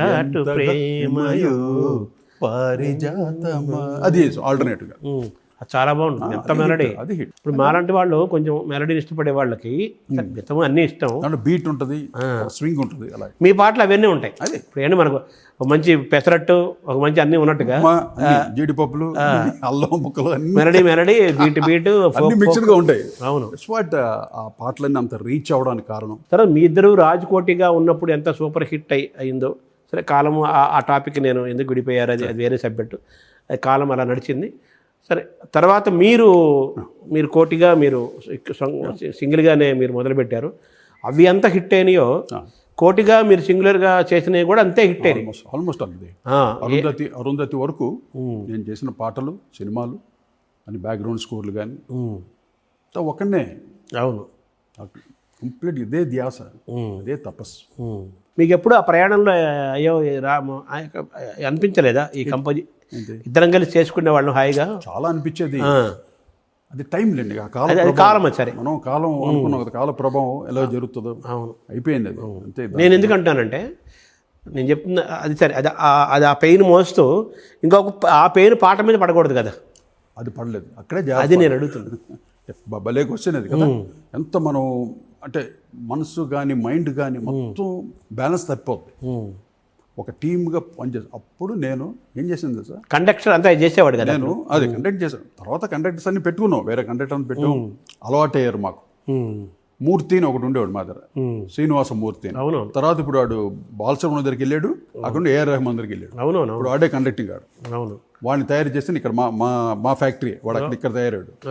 శ్రీనివాసమూర్తి అని. అవును ఇలాగా అని అది సార్ అలాగా మనసు ఒత్తిడి, ఆ ఒత్తిడి ఎక్కడ కూడా మీరు చేసిన పాట పైన పడకుండా ఏం చేశాను, నేను అనౌన్స్ చేయాలి. ఆయన రాజుగారే చెప్పారు మనం చేయట్లేదు కోటి, ఐఎమ్ నాట్ కమింగ్, మనం వీఆర్ స్ప్లిటింగ్ ఆఫ్. ఓకే రా అనేసి నేను కరెక్ట్గా రికార్డింగ్ చేస్తున్నాను ఇక్కడ ఏవిఎం జీ థియేటర్లో. ఏ పాట, జోరుగున్నది జలాకి గుంటది జంటది దంటరిగా గోడు కడతావా, ఈ పాట రికార్డింగ్ సూపర్ హిట్ అది కూడా. రికార్డింగ్ టైంలో ఇలా ఫోన్ చెప్పి నేను ఐఎమ్ నాట్ కమింగ్ చెప్పేసేది. అప్పుడు నేను రికార్డింగ్ ఆపేసి అంటే ప్రాక్టీస్ చేస్తున్నాను. నేను ఇంటికి వెళ్ళి అమ్మ నాన్నగారు బ్లెస్సింగ్స్ మళ్ళీ తీసుకుని వెళ్ళి అమ్మ నాన్నగారు వాళ్ళిద్దరిని ఆశీర్వదించమని పాద సాష్టాంగం చేసి ఇలాగా రాజు విడిపోయాడు, నేను ఇప్పుడు నేను కోటిగా నేను చేస్తున్నాను, బ్లెస్సింగ్స్ ఇవ్వండి నాకు. మాకు ఇంట్లో ఒక అమ్మవారి గుడి కూడా ఉంటుంది కన్యమ్మ అని, ఆవిడ ఆశీస్సులు తీసుకొని వచ్చి స్టార్ట్ చేశాను. నాన్నగారు ఏమన్నారు అప్పుడు? ఎన్ని కామన్ ఇది, పెద్దోళ్ళు కదా వాళ్ళకి అన్ని చాలా జీవితం చూశారు, వాళ్ళు గ్రహిస్తారు అన్నీ. ఇంతకాలం కలిసి ఉండడమే చాలా గొప్ప విషయం రా తోటి, సరే కానీ అంత బాగుంటుంది అని వాళ్ళిద్దరు దీవించి పంపించారు. అక్కడి నుండి స్టార్ట్ మై కెరీర్.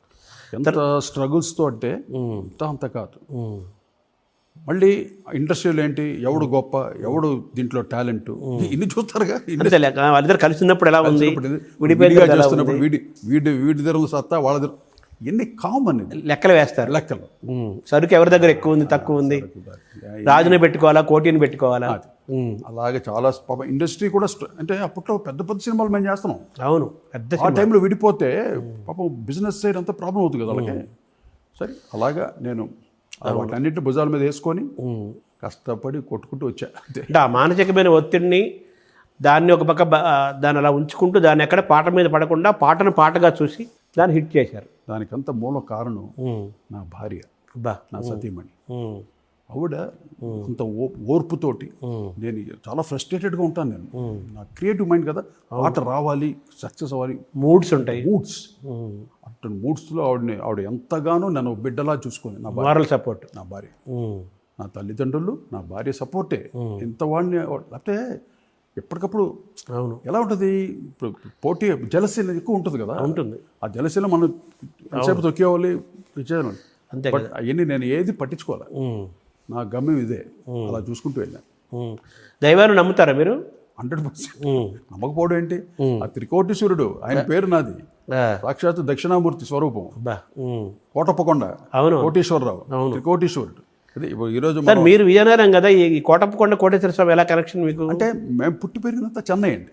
నాన్నగారు ఎప్పుడో వచ్చేసారు విజయనగరం, సాలూరు నుండి 32లో వచ్చేసారు. 32 ఆ టైంలోనే చెన్నైకి వచ్చేసి అక్కడ నుండి ప్రొఫెషనల్గా ఆయన ఎదగటం. నేనుంటుంది అది కాదు, కోటప్పకొండ ఈ పల్నాడు నసరాపేట దగ్గర ఉండే కోటప్పకొండ కోటేశ్వర స్వామి పేరు మీకు పెట్టారు. ఎక్కడో విజయనగరం, ఎక్కడ పల్నాడు, అంటే ఎందుకు అది అంతే పెట్టాలని ఉంది, పెట్టారు. అది కూడా ఏంటి, దీంట్లో ఒక అద్భుతం ఏంటంటే, నా ఫస్ట్ ప్రోగ్రామ్ అంటే నేను రికార్డింగ్ రమేష్ నాయుడు గారా కచేరీలు ఉంటుందిగా, బయటికి వెళ్ళి ప్రోగ్రాంలు బి వసంత్ గారు, రామకృష్ణ గారు, అవునవును, వాళ్ళిద్దరు కలిసి నరసరావుపేటలో ప్రోగ్రామ్, పెళ్లి ప్రోగ్రామ్. దానికి గిటారిస్ట్గా వెళ్ళాను నేను. పెళ్లి ప్రోగ్రామ్ అంటే వాళ్ళు పాత పాటని పాడతారు, దానికి గిటార్ మార్చడం. అప్పట్లో నాకు భలే ట్రైన్లో వెళ్ళాలి, సర్కార్ ఎక్స్ప్రెస్, ఆంధ్ర వెళ్ళొచ్చు అని నా కోరిక. అప్పుడు నరసరావుపేటలో ఒక మ్యారేజ్కి వెళ్ళాను. ఫస్ట్ బ్లెస్సింగ్ ఎక్కడ నుండి వచ్చింది, నాకు త్రికోటీశ్వరుడు దగ్గర నుండి వచ్చింది. నరసరావుపేట వెనకాలే కదా కొండ, త్రికోటేశ్వర స్వామి. ఆ కొండ నుండి నాకు బ్లెస్సింగ్స్. ఏమండి ఇవన్నీ మామూలుగా రాలేదు, నేను నాకు ఏదో పవర్ వెనకాల దైవం, ఆ దైవశక్తే ఇన్ని సినిమాలు చేయగలిగానంటే. అంటే నాన్నగారు ఈ పేరు ఈ కోటేశ్వర స్వామి పేరు పెట్టారు అంటే త్రికోటేశ్వర స్వామి ఎప్పుడు తెలుసుకున్నారు మీరు ఈ విషయం? నేను తర్వాత అంటే నాకు చిన్నప్పుడు తెలిసేది కాదు. అందరూ కోటి పిలిచే తర్వాత తెలిసి, అంటే ఎవరు కోటీశ్వరరావు అంటే త్రికోటీశ్వరుడు అని ఒక కోటప్ప కొండ ఉంది. అప్పుడు నేను కోటప్ప కొండ అమ్మ తీసిలేదు నన్ను చిన్నప్పుడు. తర్వాత నేను వెళ్ళడం రెగ్యులర్గా వెళ్తుంటారా కోటప్ప? కొప్పరపు కౌరు మా తాతగారు వాళ్ళే, తిరుపతి వెంకట కౌలు కొప్పరపు కౌరు అంటారు కదా, కొప్పరపు కౌలు మా తాతగారు వాళ్ళే. నేను నర్సరావుపేటలో పుట్టాను. ఆ ఊరు కోటప్పకొండ పక్కనే మా తాతగారు వాళ్ళ ఊరు. అంటే మా తాతగారు వాళ్ళ ఇంటి దగ్గర నుంచి చూస్తుంటే కోటప్పకొండ కనిపిస్తుంటుంది. అయితే వాళ్ళు ఒక పద్యం రాశారు, అవధానంలో చెప్పారు, కోటీశ్వర స్వామి కూరిమిగాంచుట చేసి ఆ కొండవీడి ప్రాంతాన్ని వర్ణిస్తారు. వాళ్ళ ప్రాంతాన్ని కోటేశ్వర స్వామి కూరిమిగాంచుట చేసి ఐశ్వర్యమునకు సందేహము లేదు, అంటే ఈ ప్రాంతం అంతా కోటేశ్వర స్వామి ప్రాంతం కదా, ఇక్కడ డబ్బుకేం ప్రాబ్లం లేదు, కోటేశ్వర్లు అవుతారని అది మీకు కుదిరింది అలా? వర్తించింది స్వామి అనుగ్రహం, ఆ బ్లెస్సింగ్స్ కంప్లీట్గా ఉందండి నాకు. అవును. నేను ఆయన తలుచుకొని చేస్తూ ఉంటాను, అన్నీ సక్సెస్ఫుల్గా ఉంటాను. సార్ మామూలుగా మీరు డబ్బుకు పెద్ద ప్రాధాన్యత ఇవ్వలేదని, పాట హిట్ అవ్వాలని, మనకు మంచి పేరు రావాలని, మనం నిలబడాలని, ఇళయరాజా లాంటి వాళ్ళు మనం అంత పోటీ మధ్య మనం అంటే మనం నిలబడాలని, కొట్టడం కష్టం, అవును అని మీరు చేశారు పాటలన్నీ. అదే సమయంలో మీరు రెమ్యునరేషన్స్ను ఇప్పుడంటే ఇప్పుడు మారిపోయింది ఈ సినిమా విధానం, కోట్లలోకి వెళ్ళిపోయింది, అది వేరే సబ్జెక్టు. అప్పుడు మీరు మీకోసం కంటే మీ దగ్గర పాడే వాళ్ళ కోసం ఎక్కువ ఇప్పించాలన్న ఆలోచనతో ఉండేవారని విన్నాను. అది కరెక్టే? అదేమన్నా నాకు ఎగ్జాంపుల్ చెప్తారు సార్? నా మ్యూజిషియన్స్కి మామూలు బయట రికార్డింగ్కి వేరే పేమెంట్ ఉంటుంది, నా దగ్గర మటుకు ఒక్కొక్కటికి ఒక 250-300 రూపాయలు ఎక్స్ట్రాగా ఉంటుంది ఆ రోజుల్లో. ఇప్పుడు 80s 90s నాకు ఎందుకంటే అందరూ సుభిక్షంగా ఉండాలి, నా ఆర్కెస్ట్రా అంతా హ్యాపీగా ఉండాలి, నాకు సక్సెస్ వచ్చింది. ఫుల్ 64 మంది ఉంటారు నాకు పర్మనెంట్, అందరికీ సాలిడ్ పేమెంట్స్. అసలు రికార్డింగ్ అవగానే స్మార్ట్ పేమెంట్ కదా, అందరూ ఇంత కట్టలు పాకెట్లో పెట్టుకుని వెళ్తూ ఉంటారు. నాకైతే ఆనందం. నేను కూడా అలా గిటార్ వాయించి సంపాదించిన మ్యూజిషియన్షిప్ ఏంటది, అందులో వాళ్ళకి అంత సాలిడ్ పేమెంట్ ఇప్పించారు. మా ప్రొడ్యూసర్ అడిగేవారు, ఏంటయ్యా ఏంటి బయట రికార్డింగ్ అంత లేదే, ఆ మ్యూజిక్ నీకేంటి ఇంత రేట్ అంటే, ఇక్కడ ఇంతే సార్, ఇది ఇంతే, కాబట్టి నా దాంట్లో తగ్గించుకోండి, మా మ్యూజిషియన్కి ఇవ్వాలి. అలాగా అంటే వాళ్ళు ఆనందంగా ఉండాలండి, ఆనందంగా. అలాగే మా బాలు గారు, ఈ విషయం చెప్పాలి ముఖ్యంగా, ఎందుకంటే బాలు గారికి ఆయన బిగినింగ్ డేస్లో చక్రవర్తి గారు చూసినప్పుడు 500, 600, 1000 రూపాయలు, 1200 అలాగ వచ్చిన మహా మనిషి ఆయన. తర్వాత ఆయనకి 17,500 రూపాయలు ఆయన పేమెంట్ టోటల్గా, ఆ రేంజ్లో ఉన్నాడు పాటకి. సినిమా పాట అయినా సరే, మామూలు డివోషనల్ పడితే దానికి 10,000 అంత తీసుకుంటాడు. ఆ టైంలో నేను బాంబేకి వెళ్ళి నువ్వు నాకు నచ్చావు, అదే ఓ నవ్వు చాలు ఆ పాట పాడించడానికి శంకర్ మహాదేవన్కి అడిగి వెళ్ళా బాంబే. వెళ్తే పేమెంట్ ఏంటంటే అంటే 1,00,000 రూపాయలు శంకర్ మహాదేవన్కి ఆ రోజుల్లో. ఇది నువ్వు నాకు నచ్చావు టైం. అవును. ఏంట్రా 1,00,000 రూపాయలు ఏంటి, మా బాలు గారికి అంత లేదు, ఇన్ని పాటలు పాడుతున్నాడు, ఆయనకి లేదు ఏంటని నాకు మనసులో పడిపోయింది. సరే నేను వచ్చాను, నా చేతిలో ఇచ్చాను, రవికిషోర్ వచ్చి పంపించాడు డబ్బులు ఆయనకి బాంబేలో. నేనే వెళ్ళాను మిక్సింగ్ వెళ్ళి, నేను పే చేశాను, వచ్చాను. వచ్చిన తర్వాత నెక్స్ట్ మనకి పాడుతున్నాడు బాలు, సేమ్ రవికిషోర్ బ్యానర్లో. ఏది ఆకాశం దిగి వచ్చి ఆ పాట పాడుతున్నాడు. పాడుతుంటే సరే నాకు అది లోపల ఉంది, ఈయన కూడా 1,00,000 రూపాయలు చేసేవాళ్ళు, ఏంటి ఏం తక్కువ మా బాలు గారు శంకర్ మహాదేవన్ 1,00,000 రూపాయలు మనం ఎందుకు ఇవ్వకూడదు అంటే వాళ్ళది ఇండియా మార్కెట్, వరల్డ్ మార్కెట్ వాళ్ళది. 1,00,000 తీసుకోవడం తప్పులేదు, కానీ మా బాలుకి ఏంటి ఇంత తక్కువ ఏంటి 17,500 ఏంటని 1,00,000 రూపాయలు చేసి పడుతుంది. చేయగానే ఆయన శ్యామ్ అని ఆయన అసిస్టెంట్ ఉంటాడు పౌండ్ ఆడియన్స్లో. సార్ ఏంటి సార్, నేను చెప్తున్నాను ఈ రోజు నుండి బాలు గారిని 1,00,000 రూపాయలు తీసుకోమని చెప్పు. ఏంటి అందరూ బాంబేలో అందరూ తీసుకుంటారు, ఆయనకేం తక్కువ తీసుకొని చెప్పు. రవికిషోర్కి చెప్పి రవికిషోర్ అంటాడు, లేదు మనం మామూలుగా 17,500 ఇదే కదా కొట్టి అని. లేదు సార్ మొత్తం పాటలన్నీ 1,00,000కి లేదు బాంబే వాళ్ళకి ఇచ్చినప్పుడు ఆయనకేం తక్కువ, ఇంత మహాగాయకుడు ఆయన అని 1,00,000 రూపాయలు నేను చేశాను బాలు. కానీ ఆయన చెప్పలేదు ఎక్కడ, అదే నాకు బాధ. బాలు గారు ఏమన్నారు, మీతో ఏమన్నారా 1,00,000 రూపాయలు ఇచ్చినందుకు? ఆయన అసలు థ్యాంక్స్ కూడా చెప్పలేదు నాకు. అయ్యో, అసలు థ్యాంక్సే చెప్పలేదు. అంటే వాళ్ళు అంటే చెప్పకూడదు అనుకున్నాడో ఏంటో మరి, నేను చిన్నవాడిని నేనేంటి వాడికి థ్యాంక్స్ చెప్పడం అని అనుకోండొచ్చు. కానీ నాకు ఇప్పటికీ అదే, మా బాలుకి నేను 1,00,000 రూపాయలు నేను చేశాను గొప్పగా చెప్పుకుంటాను గర్వంగా. మీరు హైయెస్ట్ రెమ్యునరేషన్ మీకు ఎప్పుడు మొదలైంది సార్? మామూలుగా అప్పుడు తక్కువ తీసుకునేవాళ్ళు కదా మీరు? అంటే నేను రెమ్యునరేషన్ మీద ఎక్కువగా కాన్సన్ట్రేట్ చేయలేదు, నాకు ప్రాజెక్ట్ కంపెనీ హీరో బట్టి కూడా మారుతుంటుంది కదా. మారుతుంటుంది, ఇన్కమ్ రేట్ తగ్గేది లేదు. ఇప్పుడు ఏదొస్తే వేరే లెవెలే, అప్పుడు అయిపోయింది. అవును. అప్పట్లో అంటే నేను మెయిన్గా కొన్ని సినిమాలకు మంచి రెమ్యునరేషన్ తీసుకున్నా. హిట్లర్కి, నువ్వు నాకు నచ్చావుకి, తర్వాత కొన్ని సినిమాలు ఉన్నాయి హిట్ సినిమాలు పెద్దది, వాటి అరుంధతి కానీ నేను కదా కొంచెం మంచి రెమ్యునరేషన్. మీకు అద్భుతమైన ఇంటి వారసత్వం ఉంది, సంగీతం. తండ్రి గారు ఉన్నారు, తాత ముత్తాతలు ఉన్నారు, అలాగే రమేష్ నాయుడు గారు మరి చక్రవర్తి గారి దాకా అద్భుతమైన గురువులు, అలా సాంగత్యము, అలా మీకు ఒక వైభవం. దాంతోపాటు మీతో కలిసి వర్క్ చేసిన వాళ్ళు, మీ దగ్గర వర్క్ చేసిన వాళ్ళు ఏఆర్ రెహమాన్ గారు కానీ, అలాగే మణి శర్మ కానీ, హారిస్ జయరాజ్ కానీ, వీళ్ళంతా కూడా సూపర్ డూపర్ హిట్ అయ్యారు. వీళ్ళు మీ దగ్గర నుంచి ఏమి నేర్చుకున్నారు? వాళ్ళు మీతో ఎలా ఉంటారు సార్ ప్రజెంట్ వీళ్ళందరూ? వాళ్ళు ఎప్పుడు బాగుంటారు నాతోటి, గురుభావం ఉంటుంది, ఆ గ్రాటిట్యూడ్స్ ఉన్నాయి ఇప్పటికి వాళ్ళకి. ముఖ్యంగా వాళ్ళు ఒక కీబోర్డ్ ప్లేయర్గా నా దగ్గర పనిచేసేవాడు. నేను వాళ్ళ దగ్గర వాడేవాడిని ఈ టోన్స్ ఇలా చేయండి, బీట్కి ఇలా కావాలి, బేస్ ప్యాటర్న్ ఇలా కావాలి, ఈ టోన్ కావాలి. చాలా టోన్స్ ఉంటాయి దాంట్లో, సెలెక్ట్ చేయాలి. ఓపిక కొంచెం సెలెక్ట్, ఈ టోన్ వీటిని ఇలా వాడండి, కార్డ్స్కి ఈ టోన్ వేయండి, ఇవి చెప్పి తర్వాత వాళ్ళే దాంట్లో కూడా వాళ్ళు తేరుకొని బాగా వాళ్ళు ప్రోగ్రామింగ్ చేయటం అలా స్టార్ట్ అయ్యారు అనమాట. టాప్లో ఉన్నాడు కదా ఏ రెహమాన్ అంటే, ఎక్కడికి వెళ్ళిపోయారు కదా. ఇప్పుడు కంప్యూటర్తో కూర్చోవాలంటే ఎంతో ఓపిక ఉండదు. అవును, కోపం వచ్చి ఈసీ రోడ్ బారేస్తాం మనం, కంప్యూటర్ కొన్ని పని చేయవు అసలు. అవును, కోపం వచ్చేస్తుంది. అవును, కానీ అంత టైము అంత పేషెన్స్ ఉండేది కాదు మాకు. ఆ టైంలో తను దాన్ని స్టడీ చేయటం, కంప్యూటర్స్ మీద తను ఫుల్గా వర్క్ చేయటం, అవన్నీ తనకు అన్నీ కలిసి వచ్చింది. ఇప్పుడు తమన్కి మీ దగ్గర వర్క్ చేయలేదు? తమన్ చేశాడు మా దగ్గర. వాడు చిన్నప్పుడు మన ఇంట్లోనే పెరిగాడు. చిన్న నాన్నగారు కూడా శివకుమార్ అని డ్రమ్మర్. ఆయన మా అన్నయ్య గ్రూప్లో ఆయన ఒక డ్రమ్మర్, శివకుమార్ ఆయన పేరు. మణిశర్మ గారు ఫాదర్ వైలినా? వైలిన్ శర్మ గారు అని ఆయన వైలినిస్టు. ఆయనను ఇంకో శర్మ గారు ఉండేవారు, శాస్త్రి గారని. వీరిద్దరు డ్యూయల్స్, ఇద్దరు కూర్చొని ఫ్రంట్ రో వైలినిస్టులు, పులుల్లా కూర్చుంటారు. మంచి వైలినిస్టులు, అంటే క్లాసికల్ బేస్డ్. ఈ దేవిశ్రీ ప్రసాద్ వాళ్ళ నాన్నగారు రైటర్ సత్యమూర్తి గారు. దేవి కూడా చిన్నప్పటి నుండి అంటే మన రికార్డింగ్ దాన్ని చూసేవాడు, వచ్చి మ్యూజిక్ ఇంట్రెస్ట్ బాగా చిన్నతనం నుండి. అంటే ఒక వైభవం, అటు తల్లిదండ్రులు, మీ గురువులు, మీరు శిష్యులు అంతా చాలా బాగుంది ప్రయాణం. కొన్ని దృష్టి కూడా పడాలండి. సార్ మీరు 74లో పరిశ్రమకు వచ్చారు రమేష్ నాయుడు గారి దాంతో, అంటే 50 ఏళ్ళు పూర్తయింది. 50 కోటి దీపోత్సవం లాగా కోటి స్వర్ణోత్సవం వేళ ఇది ఏమన్నా ఈ కోటి స్వర్ణోత్సవాన్ని ఒక పుస్తకంగా తేవటము, ఒక సిరీస్గా చేయటము, లేకపోతే ఉత్సవాలు చేయటము, అలా ఏమైనా ప్రణాళిక ఏమైనా చేస్తారా, ఆలోచన ఉందా? అంటే నాకు ఇంట్రెస్ట్ లేదండి. ఏమన్నా చేస్తే తప్పకుండా నేను చేస్తాం. ఎందుకంటే మన జర్నీ వెళ్తూనే ఉంటుంది, ఇప్పుడు ఆగేది కాదు కదా, ఎక్కడ ఆగదు. అంటే నేను ఎందుకంటున్నానంటే, మీరు చెప్పిన పెండియాల మహనీయులతోటి మీ ప్రయాణము, పెద్ద వాళ్ళ దగ్గర నుంచి మీరు నేర్చుకున్నవి, మీరు నేర్చుకున్నవి పాఠాలు, గుణపాఠాలు చాలా ఉన్నాయి కదా, అద్భుతమైన పాటలు అన్నీ ఉన్నాయి.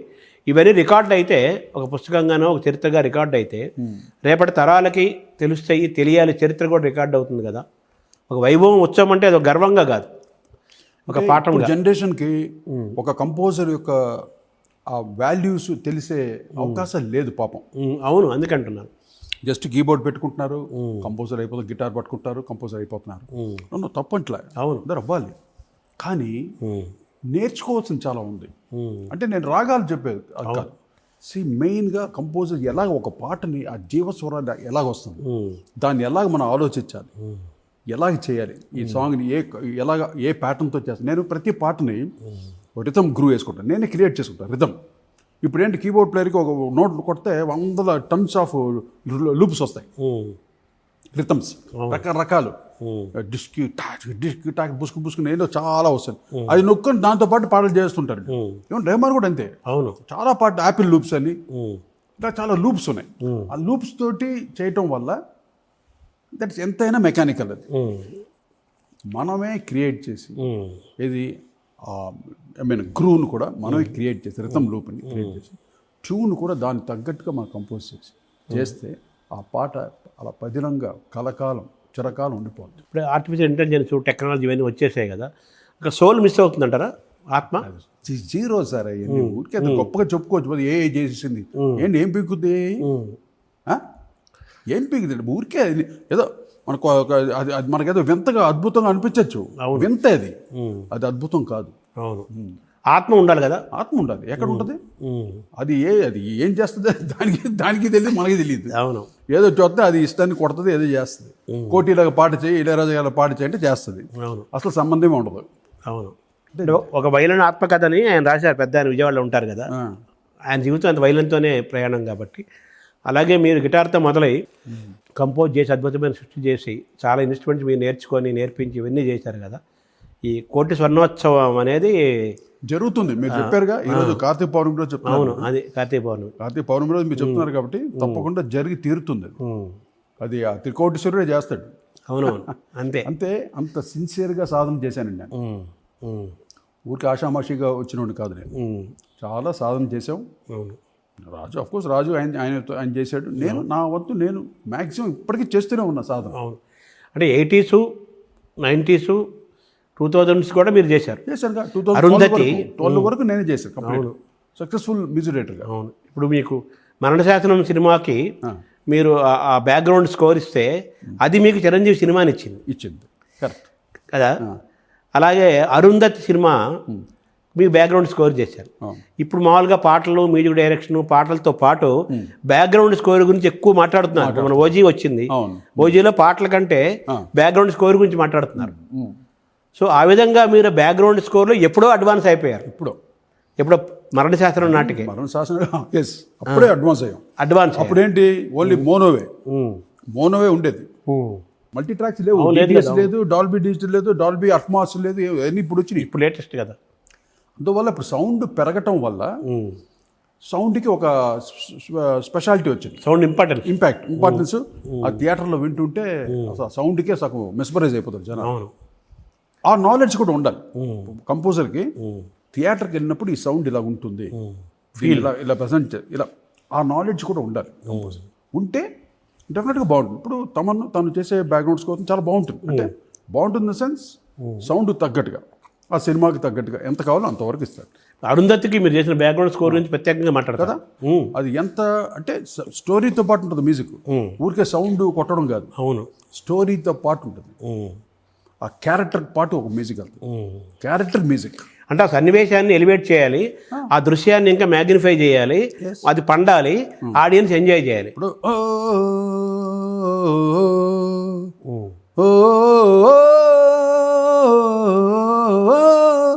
ఫుల్ కోరస్తో పాడితే ఎలా ఉంటుంది దీనికి?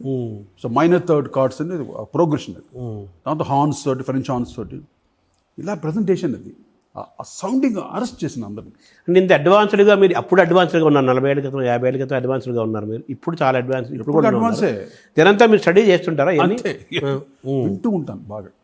ఇప్పుడు కంపోజర్స్కి ఇప్పుడు నేను అందరికి చెప్తుంటాను, హియరింగ్ నాలెడ్జ్ మనల్ని చాలా పైకి తీసుకెళ్తాను. అంటే వినేసి కాపీ కొట్టడం కాదు. అవును, వింటూ ఉంటే మన నాలెడ్జ్ మనకి బాగా పెరుగుతుందండి. తెలుసుకోవటం చదివితే ఎంత నాలెడ్జ్ వస్తుంది మీకు? చాలా వస్తుంది. ఎన్నో imagination, you can go beyond. అలాగే మ్యూజిక్ వింటూ ఉంటే మనకి ఎన్నో నాలెడ్జ్ వస్తుంది. తర్వాత మీరు చాలా దేశాలు తిరిగారు కదా, మొన్న కూడా యూఎస్లో కూడా చాలా కచేరీలు ఇచ్చారు, చాలా తిరిగారు కదా. రెగ్యులర్ అక్కడికి వెళ్ళినప్పుడు మామూలుగా స్టడీ చేస్తుంటారా, కలుస్తుంటారు అక్కడ వాళ్ళని, టెక్నాలజీని, ఆర్టిస్ట్? నేను ఎక్కువగా అంటే మ్యూజిక్ స్టోర్స్కి వెళ్తుంటాను, అక్కడ ఆర్టిస్ట్ని కలవాలి. నేను సియాటిల్లో మట్టు కలిసాను ఒకసారి ఆర్కెస్ట్రా వాళ్ళని. అంటే నేను ఇంట్రొడ్యూస్ చేసుకున్నాను పలా సౌండ్స్ అంటే వాళ్ళు చాలా ఎక్సైట్ అయ్యి బాగా వెల్కమ్ చెప్పారు. మంచి ఒక సింఫనీ ఆర్కెస్ట్రా ఏదో సింఫనీ వాయిస్తుంటే వెళ్ళాను అక్కడికి. అక్కడ ఇంట్రొడ్యూస్ చేసుకుంటే వాళ్ళు చాలా బాగా మాట పలకరించారు. అక్కడ మిగతా గిటారిస్టులు వీళ్ళందరూ సియాటిల్లో చాలా మంచి మ్యూజిషియన్స్ ఉన్నారు అక్కడ, వాళ్ళు కలిసేవాడిని. తర్వాత నేను అంటే మన షోస్కి వెళ్తాను కదా, అప్పుడు వెళ్ళినప్పుడు గిటార్ స్టోర్స్ అని చాలా ఉంటాయి అక్కడ, మ్యూజిక్ షాప్స్. లేటెస్ట్ ఏమేమి వస్తున్నాయి ఇన్స్ట్రుమెంట్స్ ఇవన్నీ చూస్తుంటాను వెళ్ళి, అడ్వాన్స్డ్ ఏమి వచ్చినాయి. ఇప్పుడు మైకేల్ జాక్సన్ కలిశారు మీరు, డయానా కింగ్ ఎప్పుడైనా? కలవలేదు, ఆయన ఇల్లు చూశాను ఇక్కడ మన బెవర్లీ హిల్స్లో. ఆయన హౌస్ లాస్ట్ ఆయన డెత్కి వెళ్ళే ముందు అంటే జరిగిన ఇన్సిడెంట్ కూడా చెప్పారు. ఆ ఇల్లు చూస్తుంటే ఆయనే గుర్తు. ఎందుకు మా రెహమాన్ గారు ఆయన ముట్టుకున్నాడంట, ఆ చెయ్యి ఎవరు ఆ బాబు ముద్దులు పెట్టినాడు. మైకేల్ జాక్సన్ సెకండ్ ఇచ్చాడంట ఆయన చెప్పాడు నాకు, రెహమాన్ గారు చెప్తే ఆ చెయ్యి చూపినానా నేను ముద్దు పెట్టుకొని బాగా చాలు ఆ మహానుభావుడు నువ్వు కలిసే ఉంటే అదే గ్రేట్ కదా మైకేల్ జాక్సన్. కంపారిజన్ కాదు కానీ మంగళంపల్లి బాలమురళకృష్ణ గారు ఆయన ఒక స్వరూపం అయితే, వాగ్గే ఒక ఎక్కడో గంధర్వుడిలాగా అయితే, మైకేల్ జాక్సన్ కూడా ఏదో ఒక స్వరూపం అనుకోవాలి కదా సార్ మనం? డెఫినెట్గా. కాకపోతే ప్రపంచం కుదిపేశాడు, ఊపేశాడు. కుదుపుడే మైకేల్ జాక్సన్. ఆయన చూస్తుంటే ఏడుపులు పడిపోతున్నారు, పూనకాలు వచ్చి పడిపోతుంటుండే జనాలు. అంత పవర్ అది, ఆరా పవర్ అది. అలా ఇక్కడికి వద్దాం సార్, మళ్ళీ మనం భూమిపైకి వద్దాము. మైకేల్ జాక్సన్ వచ్చి రాజేశ్వరరావు గారు అందరికీ తెలుసు, హనుమంతరావు గారు ఉన్నారు కదా మా పెదనాన్న గారు. హనుమంతరావు గారి గురించి మనం మాట్లాడుకుందాం సార్. ఆరాధన సినిమా అద్భుతం కదా, పాటలు ప్రతి పాట హిట్. అది మామూలు హిందీ రీమేక్ అది. బట్ ఆరాధన కన్నా అంతకుముందు ఆయన చేసిన సినిమాలు చాలా ఉన్నాయి, మంచి మ్యూజిక్ ఉంది. అది అంటే ఎక్కువ గుర్తింపు రాలేదు అందుకే మాట్లాడుతున్నాను. బట్ మంచి కంపోజర్ ఆయన కూడా. ఆయన జెమినీ స్టూడియోలో సారంగి వాయించేవారు. దాంట్లో పెద్ద ఫేమస్ ఆయన పెదనాన్న గారు. ఆయనకి ఎస్వి రంగారావు అంటే ఆయనకి చాలా ఇష్టం. ఎస్వి రంగారావు గారికి మా పెదనాన్న గారికి చాలా ఇష్టం. ఎప్పుడు రారా హనుమంతరావు అని పక్కనే పెట్టుకుంటాడు. ఈయన బాగా సరదా మనిషి మా పెదనాన్న గారు. అన్ని జోకులు బాగా నవ్విస్తుంటారు అందరినీ. అలాగా ఎందుకు సార్ ఆయన అంత మంచి పాటలు ఇచ్చారు? ఆయన పాటలు చాలా బాగుంటాయి. చెప్తాను కదా, ఒక్కొక్క స్టార్ అంతే. మనం ఏం చేయాలి, అది భగవంతుడు రాసి పెడతాడు. దానికి మనం ఏం, ఎవరు పైకి రాలేదు, ఎవరు తక్కువ, ఎవడు హూ కెన్ జడ్జ్ అంటే వాళ్ళ యోగం అంటే రాసి ఉండాలి అంతే. అవును. ఈరోజు నేను ఇంత యోగం ఏది కంపోజర్ కొడుకుల్లో, కంపోజర్ ఫ్యామిలీలో ఎవరన్నా ఉన్నారా చెప్పండి? ఎవరు టాప్? ఒక ఎస్డి బర్మన్ గారి తర్వాత ఆర్డి బర్మన్ గారు వచ్చారు. ఇంకా తర్వాత మ్యూజిక్ హిస్టరీ తీయండి, ఎవరున్నారు చెప్పండి అసలు? మనకు తెలిసి ఎవరు లేరు. చెప్పండి. అది సాలు రాజేశ్వర గారికి దక్కింది. అవును. తనయుడుగా నేను ఇన్ని 500 సినిమాలకు పైన సినిమాలు చేసి నాకు నేను ప్రూవ్ చేసుకొని ఇప్పటికీ ఆడియన్స్లో నా పాటలు ఇంకా ఆదరిస్తూ నాకు బ్రహ్మరథం కడుతుందంటే నిజంగా ఐఎమ్ బ్లెస్డ్. ఆ వారసత్వం మా తాతగారి బ్లెస్సింగ్స్, మా పూర్వీకుల బ్లెస్సింగ్స్. అది అంతే. ఆ గొప్పతనం కాదు, ఆ సాధన చేశాను నేను సాధన చేశాను, నా వరకు ఎంత చేయాలో చేశాను. అంటే సాధన ఉంది, సాధన చాలా మంది చేస్తారు, చిత్తశుద్ధి కావాలి, యోగం కూడా ఉంది, భక్తి శ్రద్ధ యోగం అన్నీ ఉండాలి. అవును సార్. మొన్న ఈ 90s ఏంటి చేశారండి సార్? మొన్న ఏంటి అది సార్? అది 90s అని చేశారు. అదే కోటితో 90s అని నా షో పెట్టారు ఇక్కడ మన హైదరాబాద్లో. ప్రిజమ్ అని ఒక పబ్ ఉంది, వెరీ ఫేమస్ పబ్. అది 2000 వర్త్ క్రౌడ్ ఉంటుంది. ఓడిఎం ప్రిజమ్. నా ప్రోగ్రాం పెడదామని వాళ్ళు అడిగారు నన్ను, సార్ అందరూ షోలు చేస్తున్నారండి ఇక్కడ, బ్యాండ్స్ అని చేస్తుంటారు, ఒక్కసారి మీ షో మళ్ళీ మా 90s పాటలు వినాలి మాకు, తప్పకుండా చేద్దామని ఫోన్ చేసామన్నమాట. అసలు ఆ రోజు మొత్తం ఆడియన్స్ వాళ్ళే పాడుతున్నారు నా పాటలు. అందరికీ వచ్చు, మీకంటే వాళ్ళకి ఎక్కువ వచ్చు. గుర్తున్నా చేస్తే చాలండి, గువ్వ అంటే అక్కడ వాళ్ళే మొత్తం పాట. నిద్ర పోతున్న రాత్రి అంత వాళ్ళే పాట. ఎక్కడ ఉన్నా పక్కన నువ్వే ఆడు. ప్రతి పాట ఎంత గ్రాండ్ సక్సెస్ వాళ్ళు చేశారు. నేను ఇంత కష్టపడి నేను సాధన చేసి పాటలు చేశాను, నన్ను ఇంతగా ఆదరించి నా పాటల్ని సూపర్ హిట్ చేసిన ఆడియన్స్ వాళ్ళ ముందు నేను ప్రజెంట్ చేస్తుంటే నా హిట్ సాంగ్స్ ఎంత ఆనందం అంటే దానికన్నా ఏముంటుంది ఇక జన్మకి. అది పాట మీకెంత గుర్తుందో మీకంటే ఎక్కువ గుర్తుంది వాళ్ళకి, ఎక్కువ గుర్తుంది. అండ్ ఇంటర్లూడ్స్ కూడా ఎన్నిసార్లు వినుంటారు, ఇంటర్లూడ్స్ ఎన్నిసార్లు వినుంటారు వాళ్ళు. అవును, వాళ్ళు అన్నిసార్లు వినడం వల్ల ఆ బ్లెస్సింగ్సే మాకు ఇప్పటికీ ఆ వేవ్స్ ఆరోపవర్ పెరగడం కారణం వాళ్ళు ఇచ్చే ఆశీస్సులు. ఏమంటే ప్రేక్షకులు వాళ్ళు ఇచ్చే సంగీత ప్రియులు ఉంటారు కదా, ఇప్పుడు మనం మాట్లాడుకుంటున్నాం, ఈ లోపు ఎంత కోట్లాది మంది లక్షలాది మంది నా పాటలు వింటూనే ఉంటారు హెడ్ఫోన్లు వేసుకొని ఏదో పని చేస్తూ. వాళ్ళకి ఎక్కడో ఆనందాన్ని ఇస్తుంది కదా, ఆ ఆనందాన్ని ఇచ్చే సంగీతం నాకు రావటం, అది సాలు రాశారు అక్కడ అంశం నుండి రావటం నా బ్లెస్సింగ్. అంటే వాళ్ళ ఆనందమే మీ ఆశీస్సు, మీకు ఆశీస్సు. అంతే. అందుకని అమెరికాలో ఆల్మోస్ట్ అన్ని షోస్ చేశాను, అన్ని సెంటర్స్లో. మన తెలుగు వాళ్ళే అంత మనోడు ఏం ఆదరండి, ఎంతగానో ఆదరిస్తారు నా పాటలకి. ఇప్పటికీ ఆదరణిస్తూ ఇప్పటికీ నన్ను ఎంత ఈ లెవెల్లో పెట్టారంటే అవును, ఇది నా పూర్వజన్మ సుకృతం. అంతే. మీరు ఇప్పటికీ అప్డేట్గా ఉంటారు, మొత్తం చదువుతుంటారు, డెఫినెట్ రాగానే పూర్తిగా మొత్తం నిలువెల్ల సంగీతం లాగా నిలువెల్ల గిటార్ అయిపోతారు, ఇన్స్ట్రుమెంట్ అయిపోతారు. అంతే అంతే. ఇప్పుడు మీకు పాటలు అడగట్లేదా సార్? మీలాంటి వాళ్ళ అవసరం చాలా ఉంది కదా, అవసరం ఉన్నోళ్ళు వస్తారు. కాకపోతే ఇప్పుడు నేను వెళ్ళి మళ్ళీ అవును ఎప్పుడు లేదు కదా, లేదు అది లేదు ఇప్పుడు లేదు. అందువల్ల దాంట్లో తప్పు లేదు, కానీ వాళ్ళకి అనిపించాలి కదా. ఇండస్ట్రీలో నేను ప్రూవ్ చేసిన మ్యూజిక్ డైరెక్టర్, అవును సక్సెస్ ఇచ్చిన మ్యూజిక్ డైరెక్టర్. ఇండస్ట్రీ ఎన్నో సక్సెస్ ఇచ్చాను, అవును ఇండస్ట్రీకి మ్యాక్సిమం హిట్స్ ఇచ్చాం. ఆ గుర్తింపు వాళ్ళకి ఉండాలి. సరే లేదు కాలం మారిపోయింది, వేరే రకంగా వెళ్తుంది కదా, ఆయన చేస్తాడు అని కూడా ఉండొచ్చు కదా. వస్తే నేను వద్దు నిరాకరించను, వస్తే చేయడానికి నేను ఇప్పుడు నాకు సినిమా ఉన్నా లేకపోయినా నన్ను నేను ఎప్పుడు అప్డేట్ చేసుకుంటూ ఉంటాను. I love that. మీరు హాయిగా సంగీతం వింటారు, పాడుకుంటారు. మ్యూజిక్ సార్, సినిమా ఏంటంటే సినిమాలు చేస్తాం కాదు. అవును, మ్యూజిక్ సినిమా సంగీతంలో చిన్న పార్ట్ అంతే, చిన్నది ఒక లైను. ప్రొఫెషన్ అంటే ఓషన్, అది ఓషన్ సముద్రం కదా, అది సముద్రం, మహాసముద్రం. సముద్రంలో చిన్న పిల్లకాలు ఎన్నో ఉంటాయి. కర్ణాటక చాలా మంది సంగీత సముద్రం, మంది విద్వాంసులు. ఎంత కథ ఇది, ఎంత సంగీతము.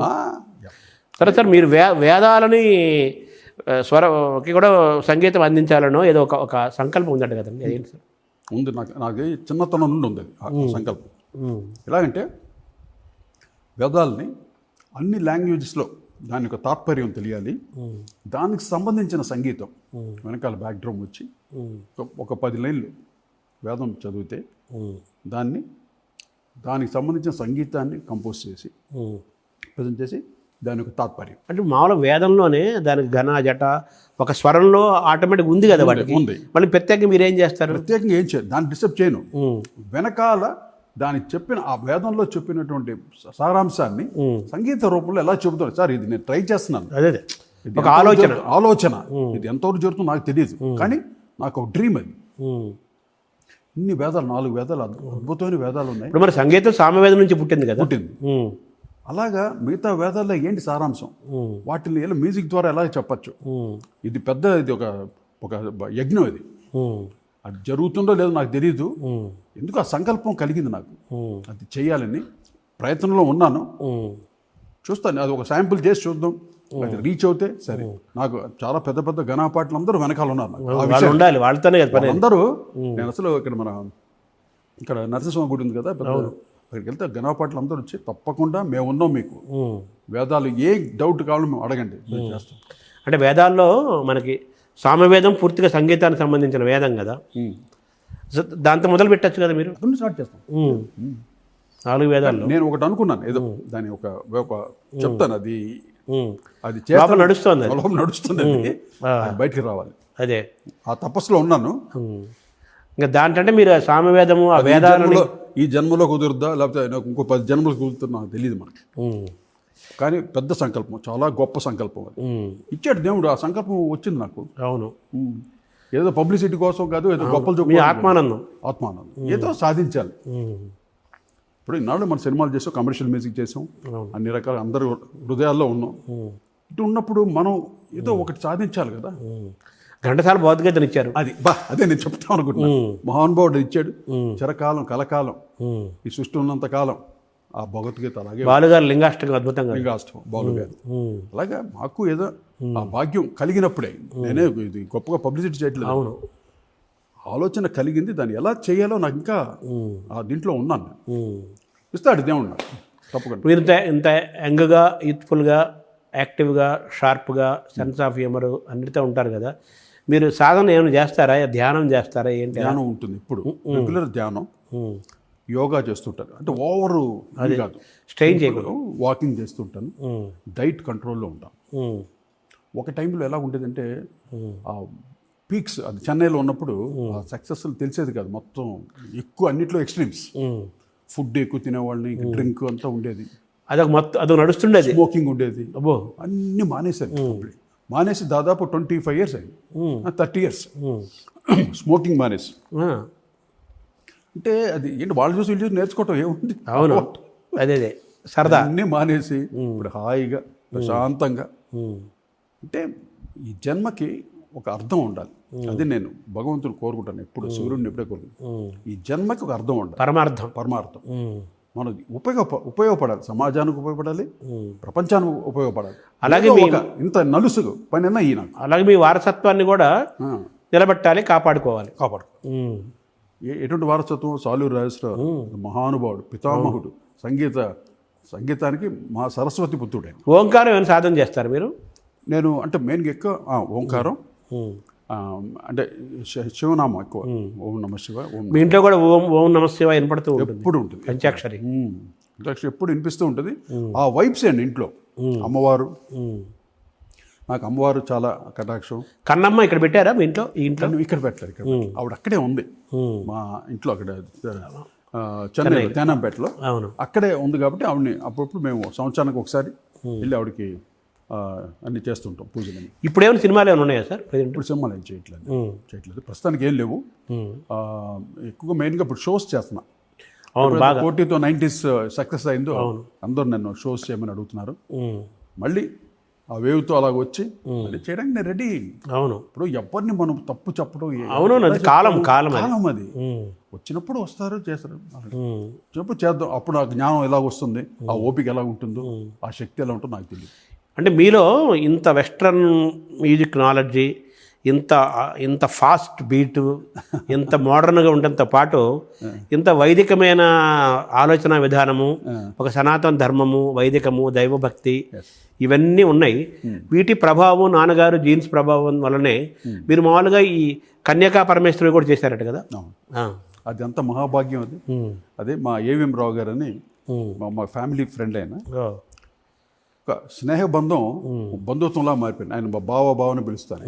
అంత చాలా మంచి మనిషి ఆయన. పెద్ద నాకు ఎప్పుడో కోరాడు ఆయన, బావగారు మీరు నాకు ఒక్కసారి ఒక చిన్న కోరిక, నాకు వాసవి కన్యకా పరమేశ్వరి మీద ఒక ఆల్బమ్ చేయాలి. అడగగానే నేను ఆయన వాసవి పేరు చెప్పగానే నేను తప్పకుండా చేద్దాం బావగారు, ఏంటి ఇమీడియట్ ఓకే, నేను ఇమీడియట్ చెప్పేది ఓకే అని. అది ఆ సంకల్పం, ఆ టైంలో అనుకున్నాం. ఆయన కంప్లీట్గా మొత్తం సామేధం షణ్ముఖశర్మ గారు పాటలు రాయటం, ఆయన అడిగాం అనమాట. ఇలా చెప్పగానే ఇలా చేస్తుంటే ఆయన చాలా హ్యాపీ ఫీల్ అయ్యి అన్ని పాటలు ఆయన రాసి పంపించాడు. ప్రతి దానికన్నీ ట్యూన్ చేశాను నేను, రాసిన దానికి ట్యూన్ చేశాను. రమేష్ నాయుడు గారు కూడా సినిమా పాటలు చెప్పిన పేరు దాంతోపాటు అన్నమయ్య కీర్తనలు కంపోజ్ చేశారు ఆయన. అలా మీరేనా మన వాగ్గేయకాల కీర్తనలు ఏమైనా కీర్తనలు చాలా చేశాను. అవునా? దాదాపు 250-350 కీర్తనలు చేశాను నేను, అన్నమయ్య కీర్తనలు. కానీ అది ఏంటంటే అన్నమయ్య కీర్తనలకి ఒక ఫార్మేట్ ఉంది. అక్కడ ఎంతసేపు తిరుమలలో అయ్యే చేస్తూ అది ఆపేస్తుంటారు, అదివో అల్లదివో, లేకపోతే బ్రహ్మ కడిగిన పాదం. బట్ నేను చేసిన కీర్తనలు చాలా మంచి, చాలా వెరైటీగా చేశాను అని. అంటే అందరికీ జనరేషన్స్కి రీచ్ అవ్వాలి. బట్ కొంతవరకు రీచ్ అయింది బాగానే. ఇట్టి గుణవంతురాలు ఈ అలమేల్ మంగా, అట్టి తన దానికి తారేరి తరేరి, ఇట్టి గుణవంతురాలు ఈ అలమేల్ మంగా. బాగా రీచ్ అయిన అలమేల్ మంగ మీద పాట.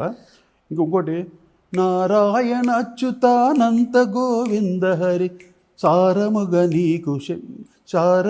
నీకు నే శరణంటిని. నారాయణ అచ్యుతానంత గోవింద హరి సారముగ నీకు నే శరణంటిని గోవింద. అలాగా అన్నమయ్య కీర్తనలు చాలా చేశాం.